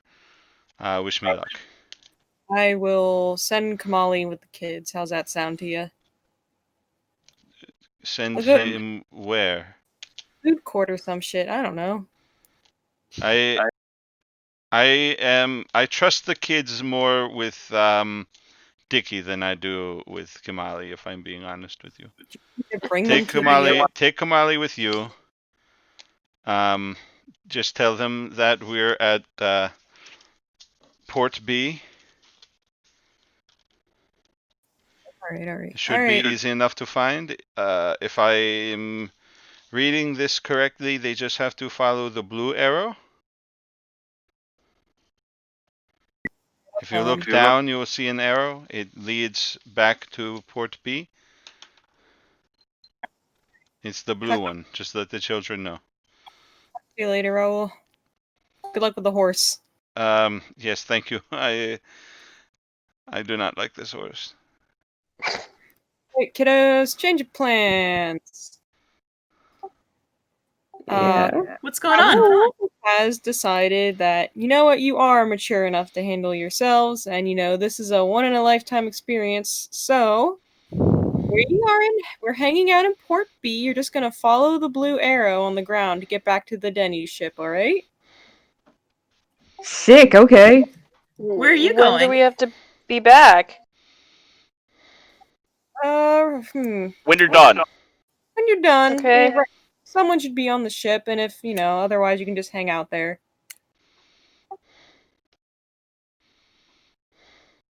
Okay. Bye. See ya. And Wiz walks off. He totally ignores Dickie's "where are you going?" question. I guess I let myself get dragged along.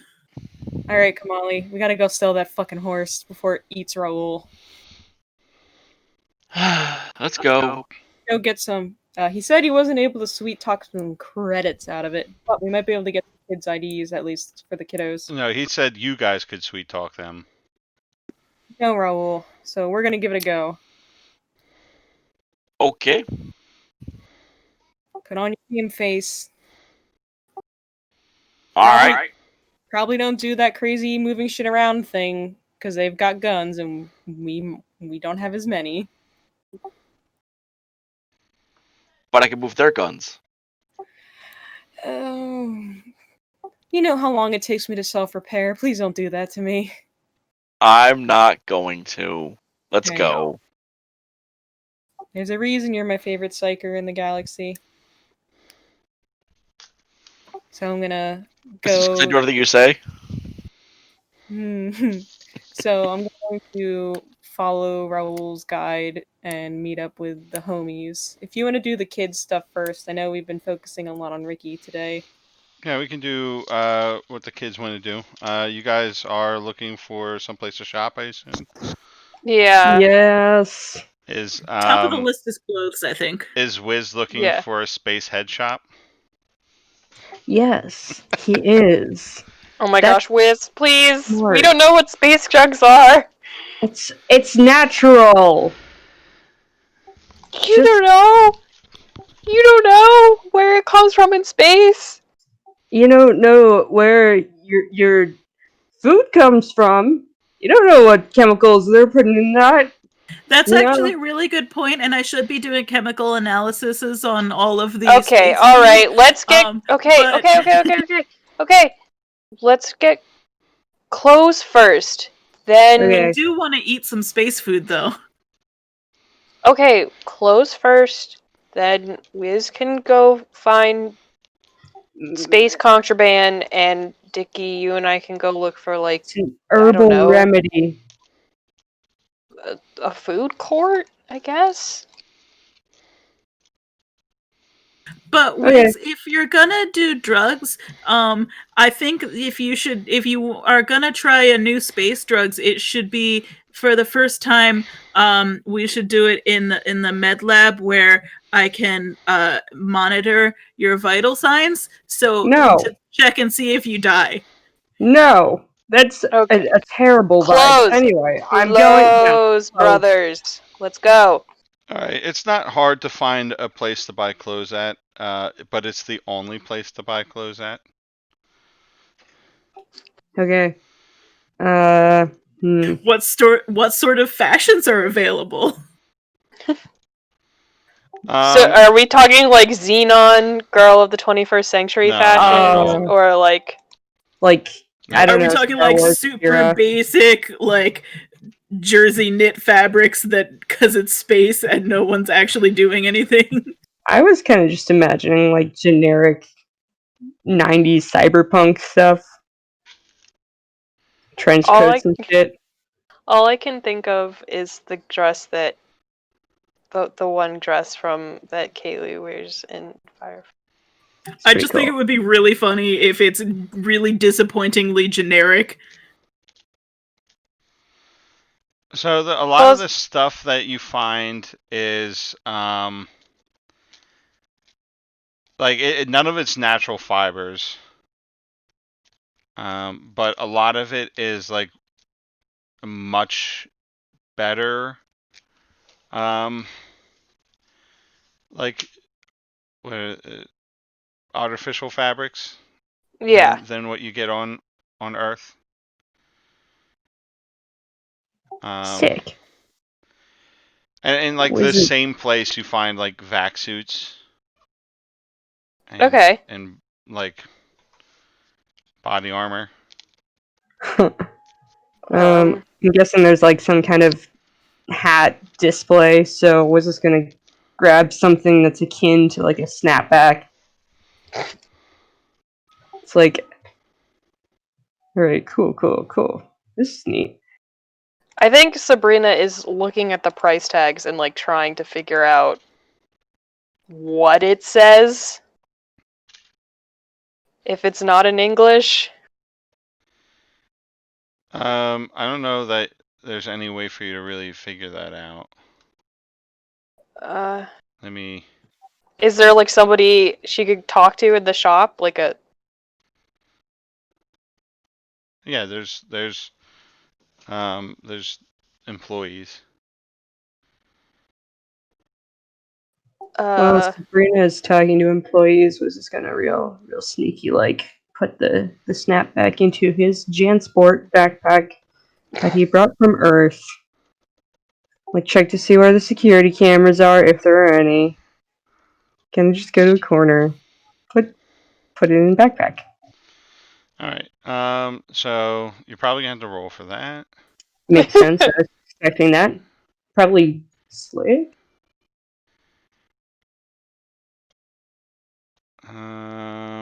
Let's see. It might be a keep your cool. Oh, okay.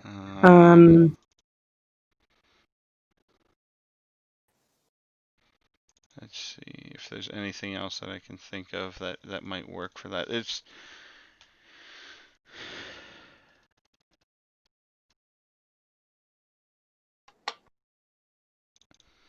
yeah, I think it might be keep your cool because like it's less about being sneaky and more about being inconspicuous,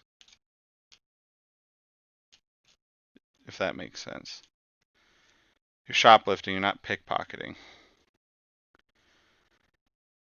Like most people get caught when they're shoplifting because they look like they're shoplifting.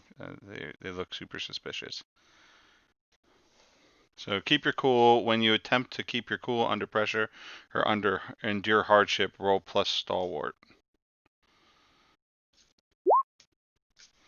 That is an 8. 8's not bad. Not awful. So on a 7 to 9, choose one. You have disadvantage going forward, you suffer one stress, or you give up something, leave something behind, or take something with you. Oh, I say what? Oh. So I think you suffer one stress. Like it's a super stressful situation, and you feel like you got caught, and then you didn't. Like one of the employees walks over and says, "Can I help you?" And like at first you're like, "Oh, is this a I got caught? Can you help? Can I help you?" And then like when you see her face, she's like not like accusatory. She's like genuinely looking to see if you want help. Oh. No, it's fine. I was just browsing. Yeah, I probably should get back to my sister over there. But yeah, She says, thanks "Okay," for and then she asking. like looks at your clothes and she's just like, there's a half off sale on shirts. And she like points over to like a discount rack. Thanks. Yeah, I know this shirt's kind of it's kind of lame. Thanks for pointing that out. I'll check She's that out. like, it's not lame, but it looks like you're wearing your work clothes, and I was just trying to be helpful." Yeah, thanks.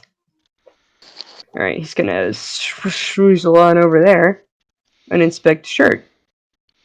It's just like a discount rack. I don't Should I have a do it? lot invested in what kind of clothes that they sell here, so. Yeah, I know. I'm just deciding whether I should sneak more things. I don't Oh I, want to get. I'm not gosh. gonna make you roll anymore. If you want to steal more things, you can steal like a backpack full of clothes. Cool, cool, cool, cool. Do that. Bingo, bango. Okay, yeah, you rolled good enough. You can. It's stressful, and you mark one stress on your character sheet. Yep, did that. Ooh, you're gonna be in so much trouble when your sister finds out. So okay, is there Do anything you anybody else would look like to for? do? I I'm just think, like, curious. Sorry, Wiz, when you're shoplifting, are you being very choosy about what you take, or are you grabbing random stuff as it seems like that you're able to? He's being choosy. He wants to look like fucking Star Wars. Yeah, I think he did a pretty good job of acting cool. So like, he's not in like some crazy rush to get stuff. So you can take your time to choose what you want. You can look like Han Solo. Fuck yeah. nice. Yeah, I think Sabrina grabs some stuff. She gets like she's very attracted to the coveralls because they're easy to alter to fit a tail. And she makes sure Dickie has some clothes. Yeah, is there any kid-sized stuff here? Yeah, they have stuff for all sizes, and they actually have stuff for some alien species too. Oh, They don't have much of that because they're in human space, but they have some. I want a shirt that is like cartoon print of animals that are very alien and very, you know how like on Earth you'll have dinosaur shirts or stuff for kids. I want that, but alien stuff. Okay, yeah, you find one with like some cartoonish xenomorphs on the front. So so now we're it's pretty cute. okay.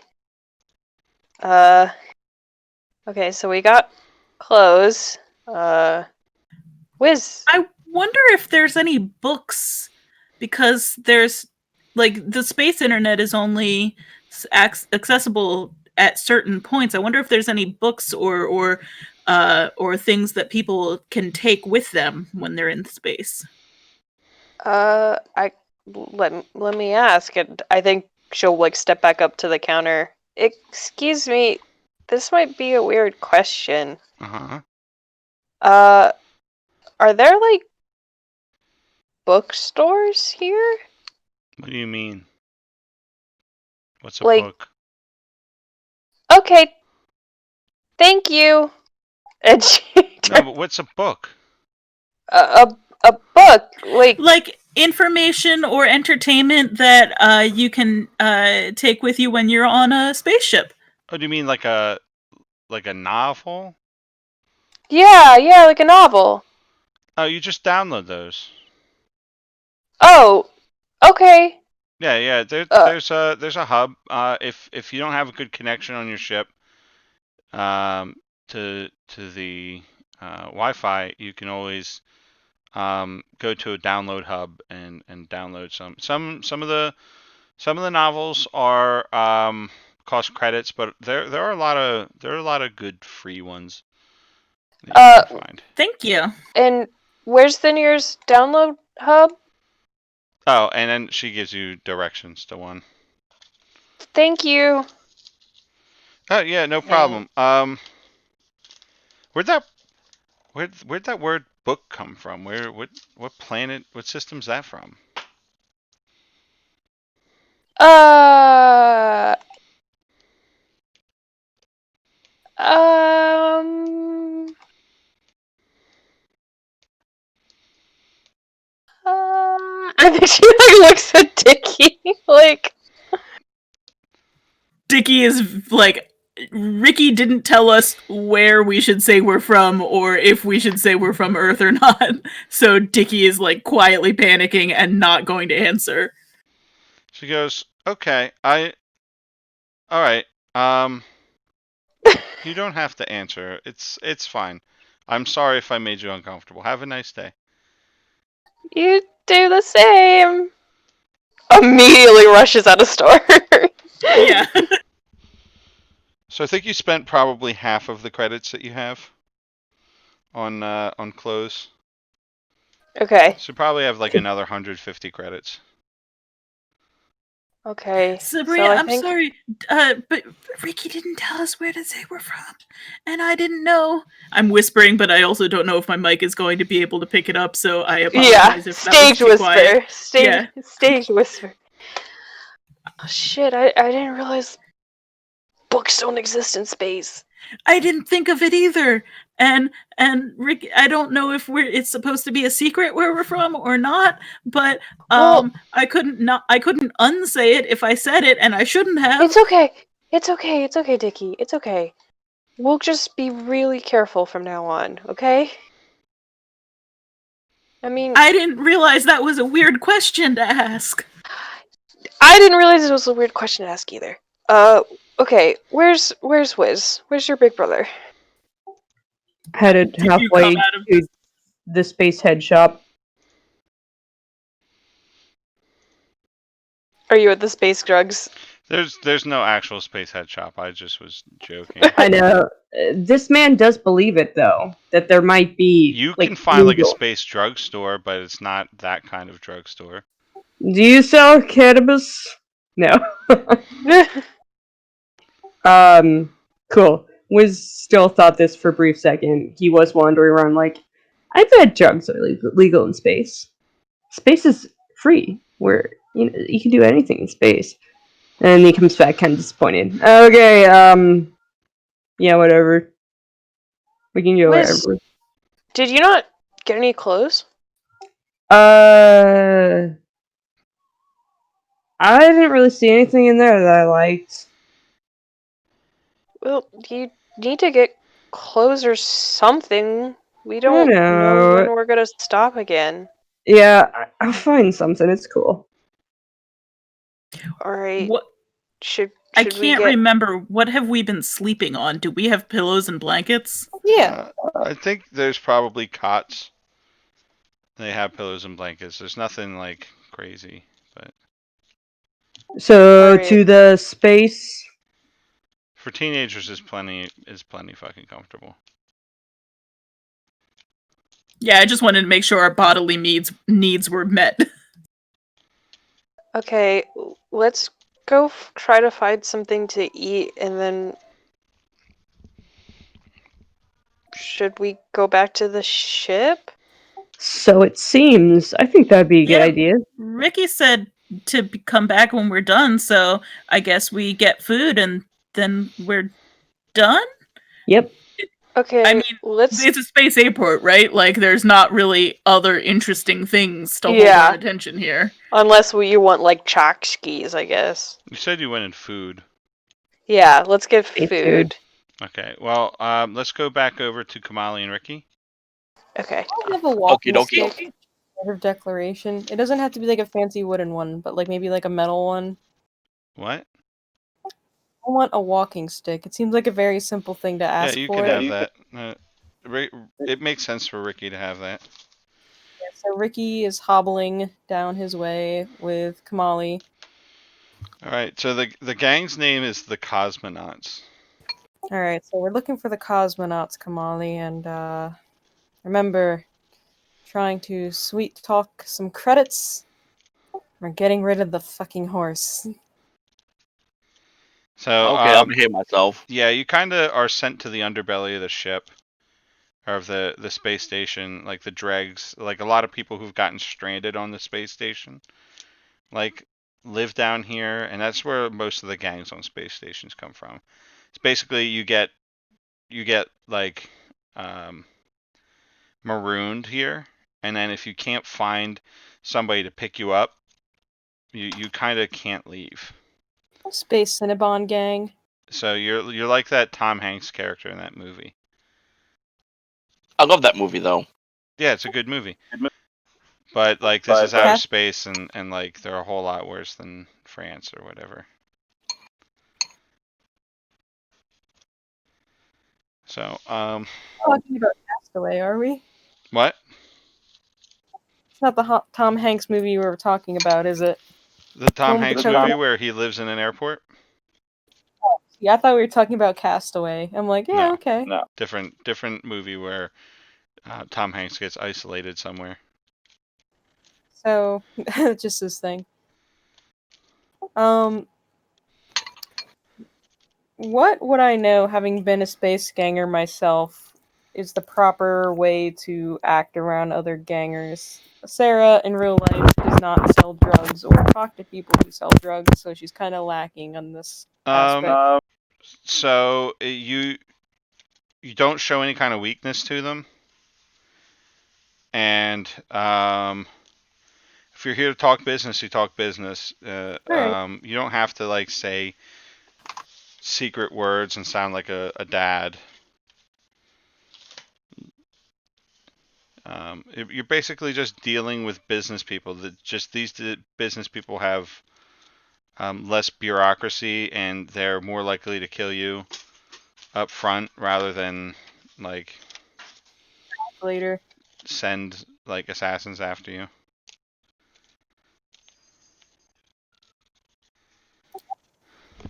Mentally ready. Okay. So yeah, you could find the cosmonauts pretty easily. There's like this graffitied area. It's like almost like an alley behind like some generators.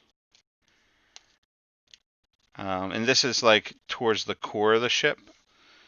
So the gravity's not as strong here. Waiting. All right.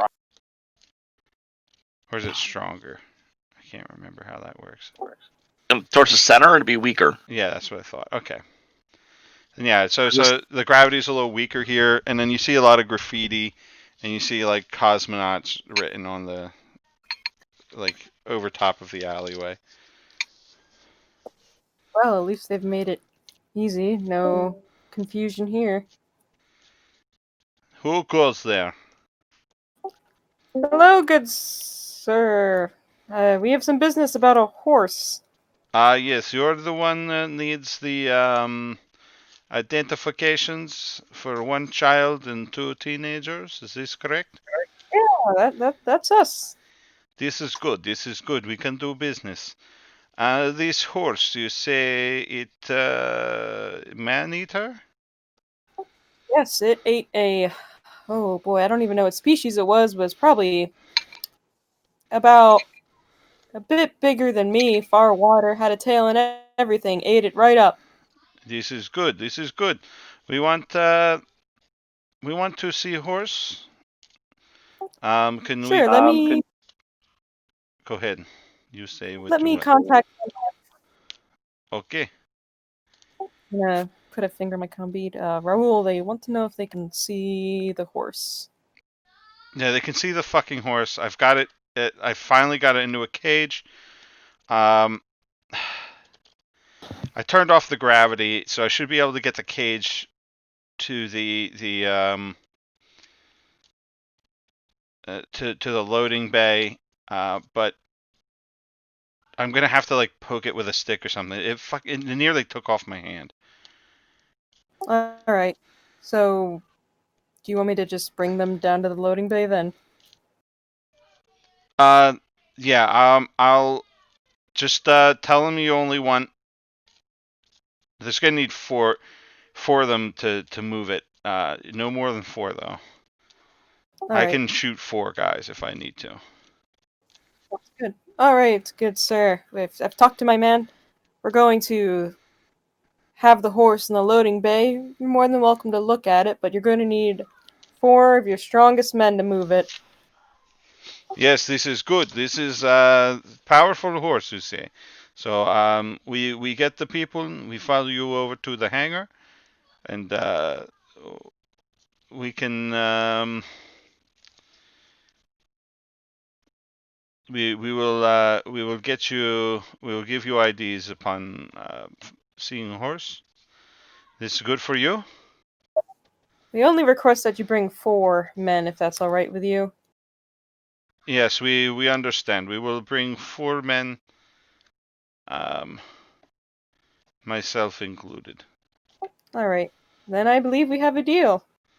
Okay.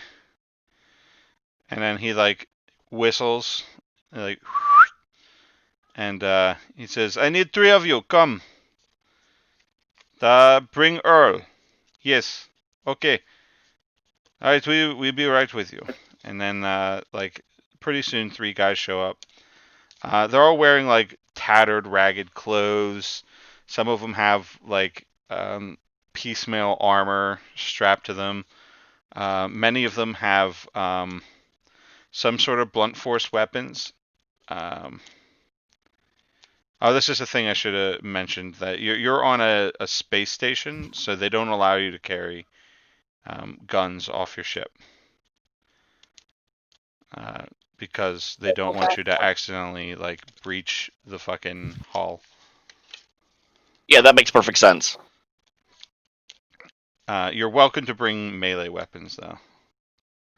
There's just like a montage of like Ricky and Kamali, followed by these like 4 ganger guys, and the kids are like eating space spaghetti or some shit, and we're just walking by with these dudes. They're eating like really terrible MREs because that's what's on the space station.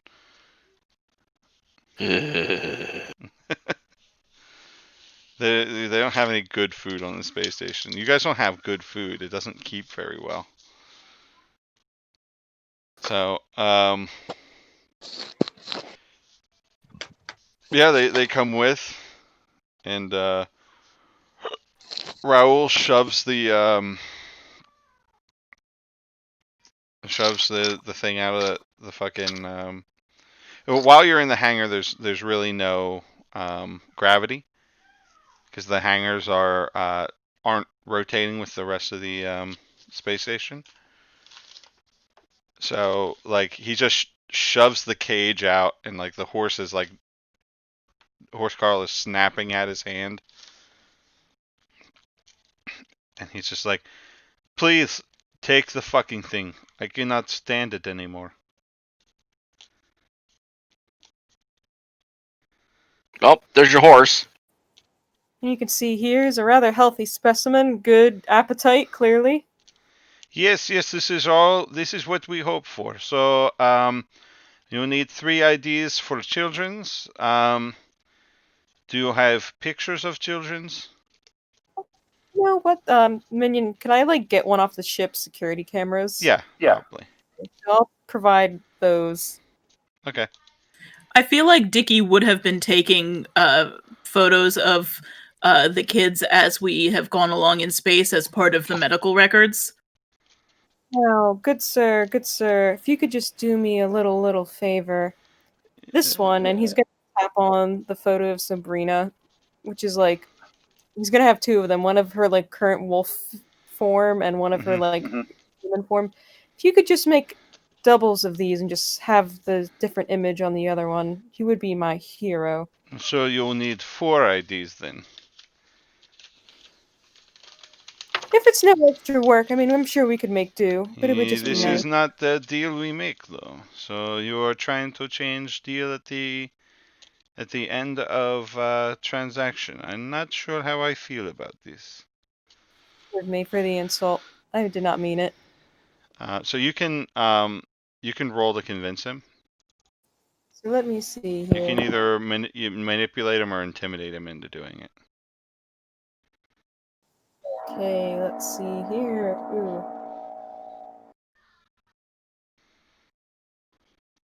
Kamali, you want to help me out? Yeah. Does Sabrina's unsettling visage in the picture give advantage? No. This is Okay. what I need to roll stalwart to help. Yes.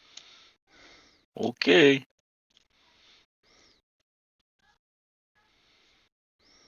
Partial Hey! success.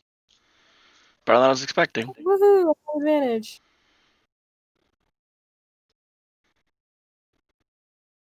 Which one are you choosing? The advantage one? Yes. Okay, cool. Got an 11. So a 10 plus. I accept your offer at face value and agree to the exchange. Like maybe the guy sees Carl So kicking. he like eyes you up and he says, Okay, one ID is no big deal. I was testing you. See how you deal with thugs like us. You'll see. You'll get it, right? Mm-hmm. Ricky cracks a smile and laughs a little bit. And he whistles and he says, "I need you to make four. You make 4 IDs. We give them to this gentleman. We take horse and we leave." And they agree. And then like the one guy gets out like this little handheld printer and he scans the things and he types something up and then before too long he prints out 4 IDs and he hands them to you and they look pretty good. And I'll put them in my pocket and like nod and thanks to the gentleman who comes in. Why does it sound like somebody's driving? Probably my fan. My laptop. You're sounding really super quiet. How about now? You sound like you're driving a motorcycle away from your microphone. Any better? That's much better. Better. My keyboard goo that I'm using to clean my keyboard must have been covering my mic. Oh, okay. But as Ricky pockets the IDs, he's gonna say, if you ever need that horse on your side for, putting a bite guard or anything on it so it doesn't chew your hand off, it's very, very fond of sugar cubes. Oh, you see like a regular horse thing. This is good. Yeah, This is good. Yeah. We thank you for your business, and if you are needing to do any other business while you're in the station, just contact us and we will handle this. Sounds good, my man. Enjoy your horse. And he extends his hand for a handshake. I will take it. He says, "Good doing business. Now have have a nice space day."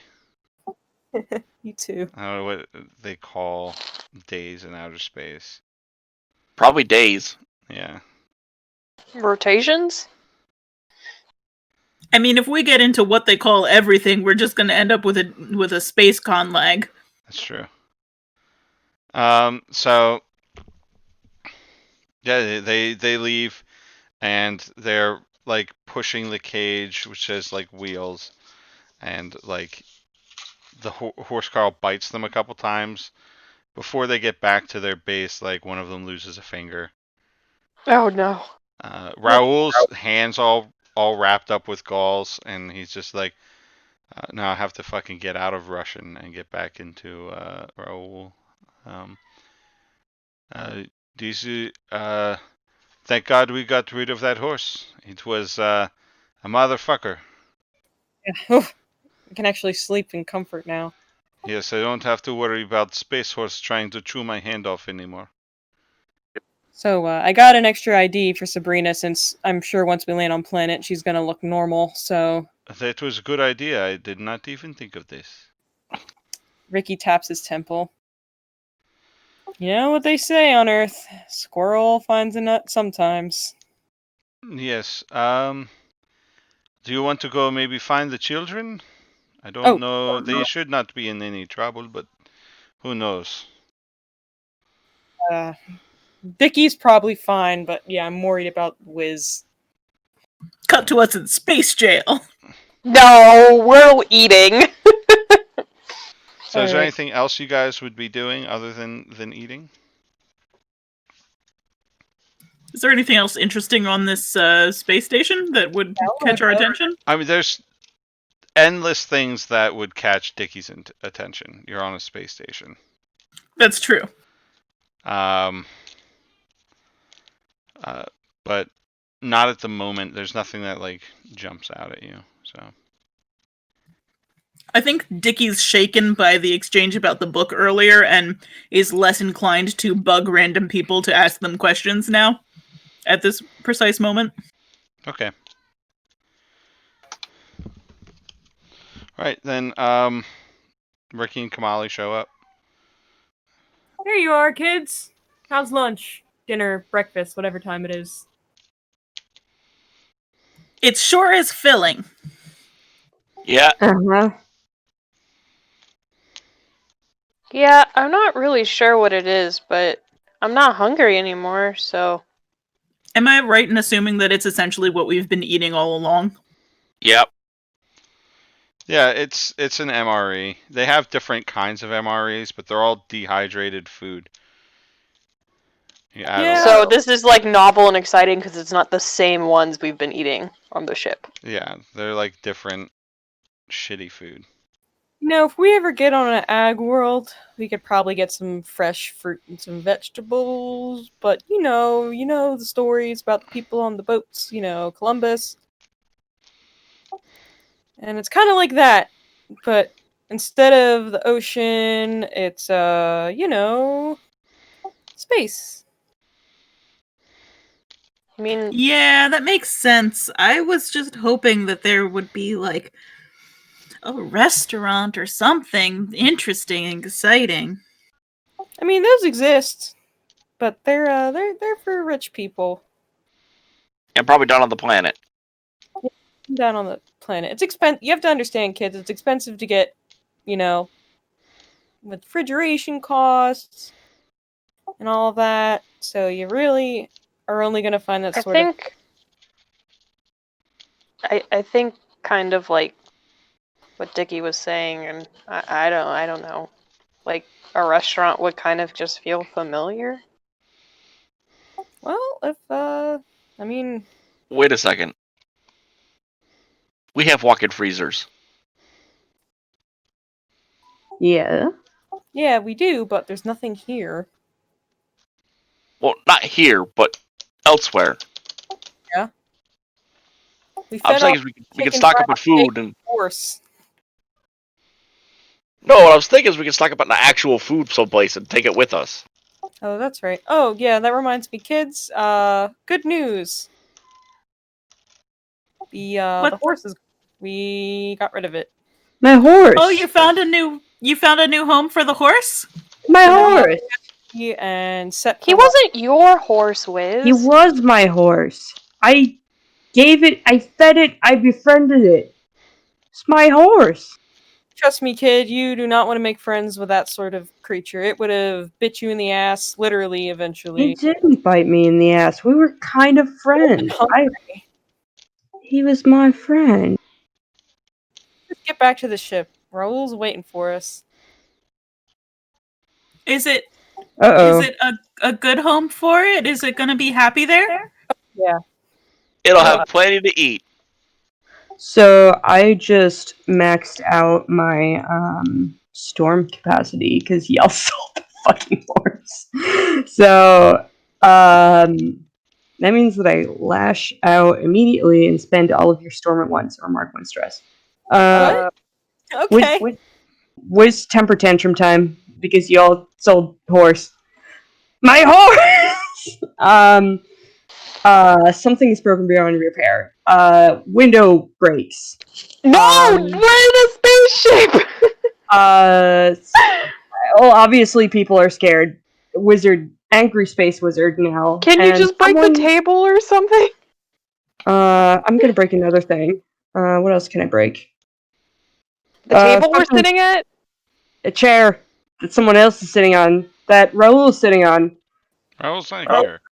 Oh, never mind. I don't know who. Okay. That So I think- Dickie or your sister sitting on? Yep, Sabrina, your chair's gone. When Broke. the shitstorm starts to blow, Ricky looks to Kamali. Not me this time. Get him. Time to put the baby down for a nap. My fucking horse! He was just yelling, being an angry space wizard. Alright. Do you have to roll to use oncoming storm? No. I was wondering that. Okay. When you lash out, you may spend one storm and choose one of the following effects. Okay. Yeah, when you max and out. the effect is something's broken beyond repair. Right. Cool. Or someone is frightened and cowed. Someone is injured or scarred. Or you have advantage on this roll. So if you was when like you're- punching somebody. So I was at my maximum storm capacity, so all came out at once, so I could use 3 storm What's slots. your maximum storm capacity? 3. Okay. And how does it get? Let's see. Do you start out Frustration. with 1? When I started out with 0, it's just when you suffer frustration, disappointment, or emotional hurt, gain 1 storm. Okay. Yeah, I'm not going to use that often because it'll be annoying, but I think this is a time when you sold my horse. Speaking this shitstorm, can I like bitch slap this wizard into submission? No, I mean, not right now. You can't. Gonna have to ride it out, which is fine. I'm going to write out the wizard tantrum. Okay. So what does the storm look like? What happens? So Wiz stands up and kind of like slams his hands on the table. There's a bit of space lightning crackle in the air. Window shatters. No shattering window. His voice is like unnaturally loud, like my horse. Grab the space. I can do. Sorry. Never mind. And yeah, I think he kicks a chair and chair breaks. All I right. can So use my- I think an alarm goes off, and then you hear somebody shout.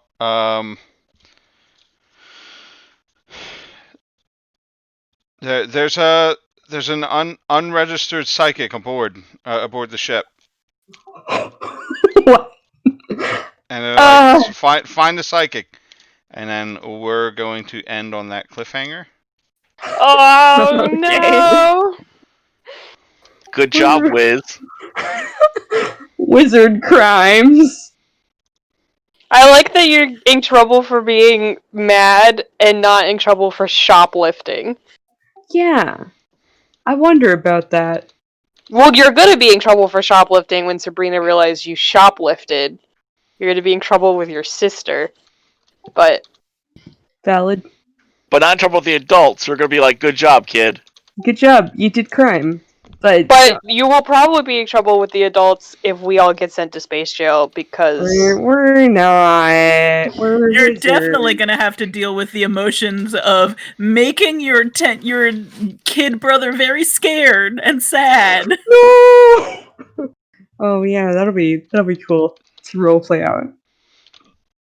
Okay, that was fun. oh goodness. Very good move. I just realized my archetype Juggernaut would be good for this. Oh, When you move forward unflinching towards a goal through immediate danger or hazard that others cowered from, discharge this move and roll plus stalwart. On a 10 plus, you are unstoppable. Choose 2. On a 7 to 9, weariness creeps in at the edges. Ooh.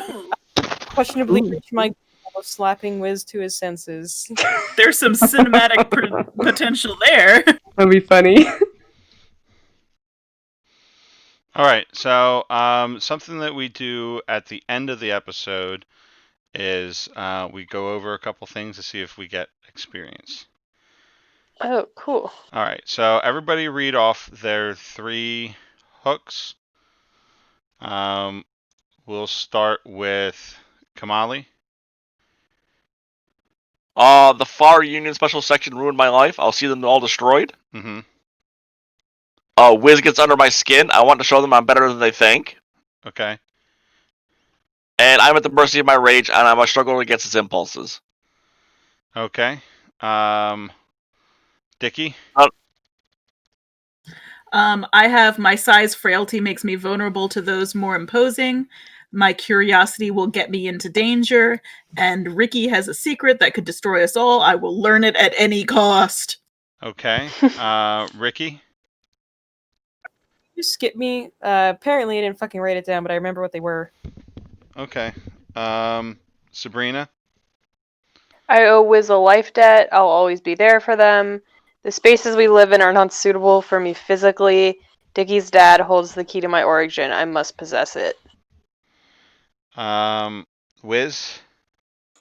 Kamali gets him under my skin. I want to show him I'm better than they think.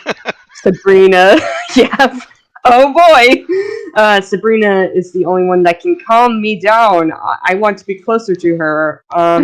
My powers cause me extreme pain, and there's little that helps me manage it. Okay. And then Sarah, do you have yours yet? Raul / Kamali and I have seen all of each other's scars at the sacred bond. Dicky is like a child to me. I'll teach them to be strong. I'll protect Kamali from anything, even themselves. Okay. So, the question here is, does the table agree that at least one of those hooks impacted events or the characters during today?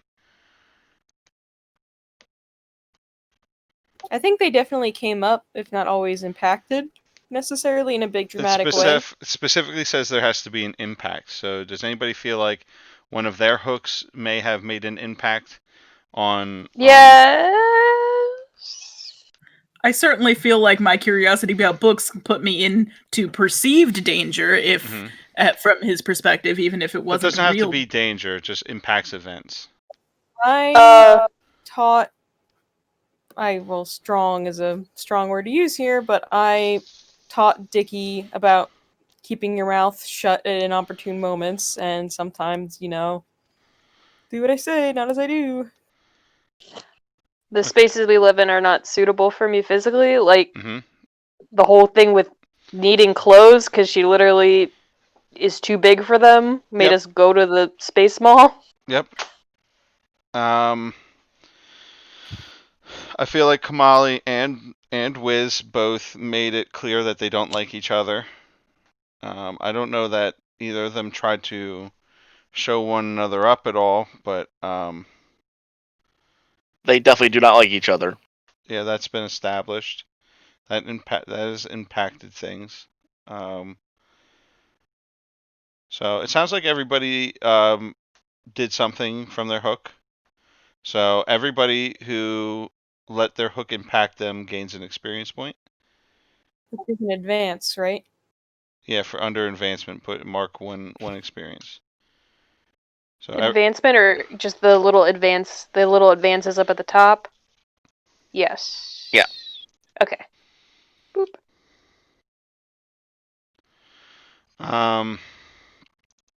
Yeah, and then player then removes any hooks they feel are no longer relevant and writes new hooks. I don't think that's happened yet. Yeah. And now I ask the following questions, and we answer them as a group. Did we complete a mission or contract? Yes, we got No. rid of Horse Carl. Cholesterol gone. Clothing acquired. IDs acquired. I agree. IDs, yeah. So everybody gets one experience for that. Bet. Is that advances again? Yeah. Yes. That Okay. anytime I say experience, that's what we're talking Is about. advances. Okay. Did we learn something new and important about the universe? I think clearly that's a yes. It's not real. So that's another experience. Did we make a new enemy or thwart an existing enemy? I don't think we thwarted Horse Carl. I don't think we made a new enemy yet, but we might make a new enemy in the next session. Yeah. So no The experience. police. No experience for that one. Was there a big moment that hinged on a crucial role? I feel like if I had Yeah, rolled like successfully on the card thing with the ganger, we would have gotten hurt and fucked up a little bit. I think Kamali's role was more Getting us crucial. on the ship. Getting you on the space station, yeah. Oh, Kamali. Which is a yes, so everybody gets experience. Yay. Everybody gets experience for that.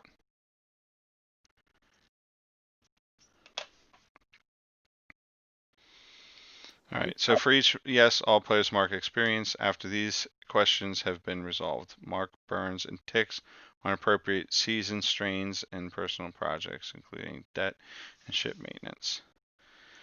All right, so we'll get into debt next session. There is I have a handout for personal projects. So any time that we're going from one place to another, it takes a while.